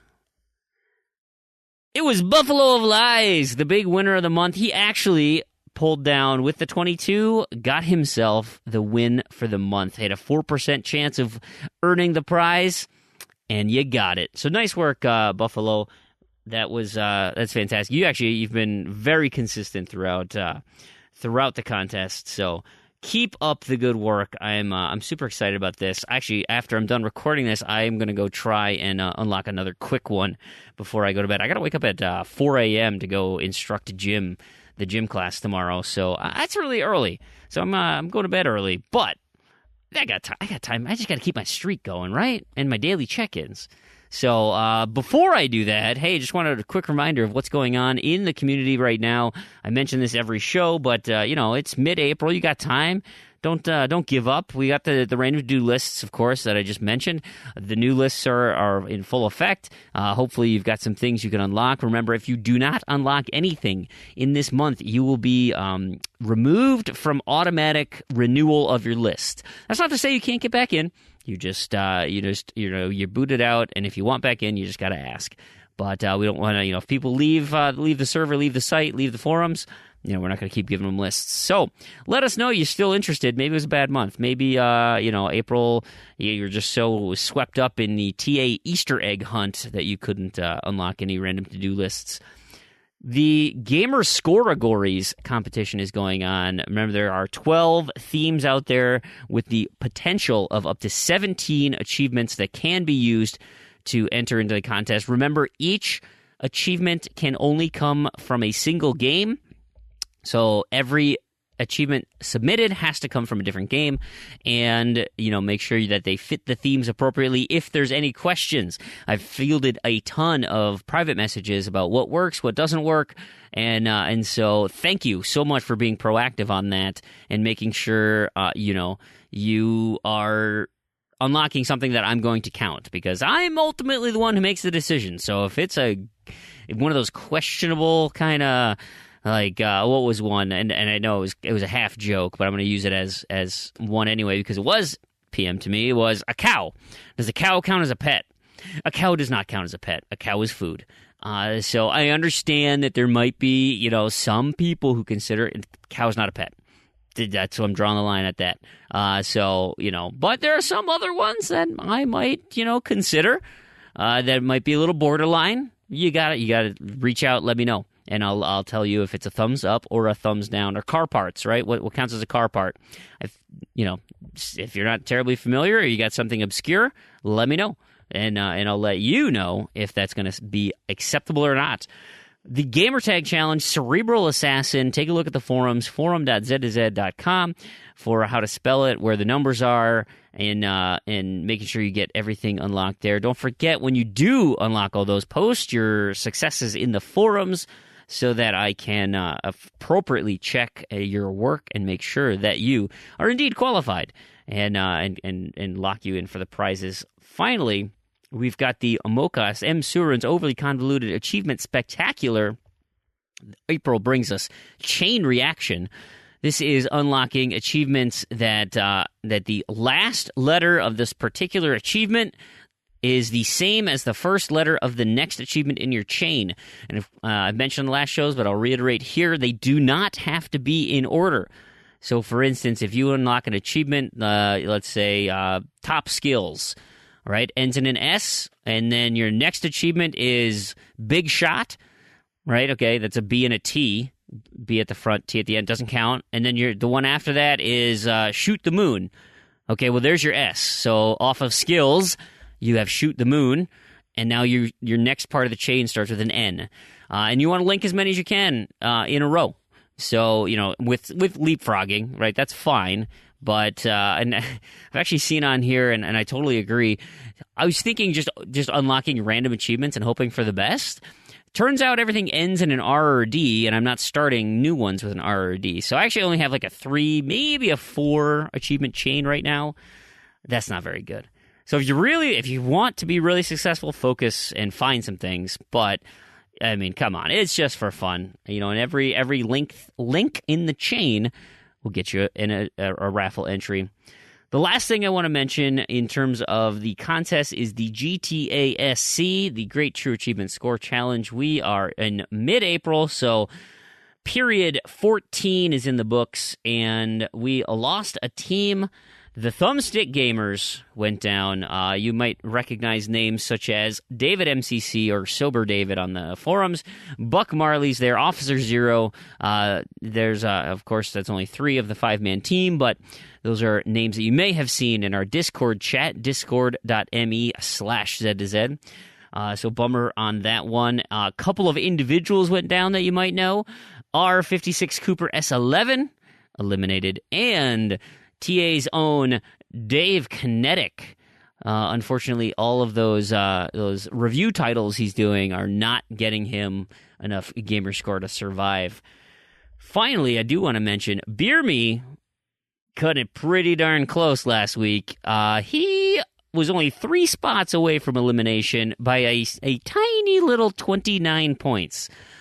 Congrats, Beer Me, for surviving another round. That was dangerously close. I don't know if I'd cut it next time, but that's the nature of the contest. It is very, very competitive. So that's going to be it for this show, I think. I want to thank everybody so much for listening. You know, I hope you enjoyed it. It was a blast recording it. And if you guys could help us out, it would be wonderful if you could please put a review in iTunes or whatever you listen to the show. Spread the word. Post it to your social medias. Let others know about it. That we, you know, all the fun that we have here, achievement hunting at Z2Z and in our forums. You know, you can go to our website, Z2Z.com. There, show notes are there, credits, things, links to things that we've talked about during this show. And there's so many ways to reach us, guys. Of course, I mention Twitter all the time, at Z2Z, ZEDTOZED. You can use my personal Twitter, which, you know, I check both all the time. I'm at Freamhole, FREAMWHOLE. We have our email address, contact@Z2Z.com. You can also send us private messages at True Achievements, private messages on Xbox Live.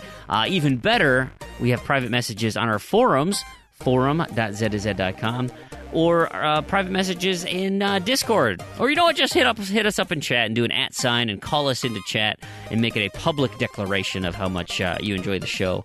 Or if you have criticism of the show, I guess you can technically do that, but, you know, be nice. There is discord.me/Z2Z. I want to give a big thanks to all the sites and tools that help make this show a reality. Libsyn, Discord, Trello, Twitter, Discourse, and Zencaster, Skype, and TrueAchievements.com. You guys have all helped so tremendously make this show possible. And of course, we couldn't do this without the games media and all the news outlets out there that provide this glorious, glorious news to talk about. And last but not least, we have Microsoft for the Xbox console. So, on behalf of Proulx and Randy, this has been Brandon. And to all of you achievement hunters and gamerscore junkies out there, thank you so much for listening, and we'll catch you next episode. And when you come to ZedTown. See ya!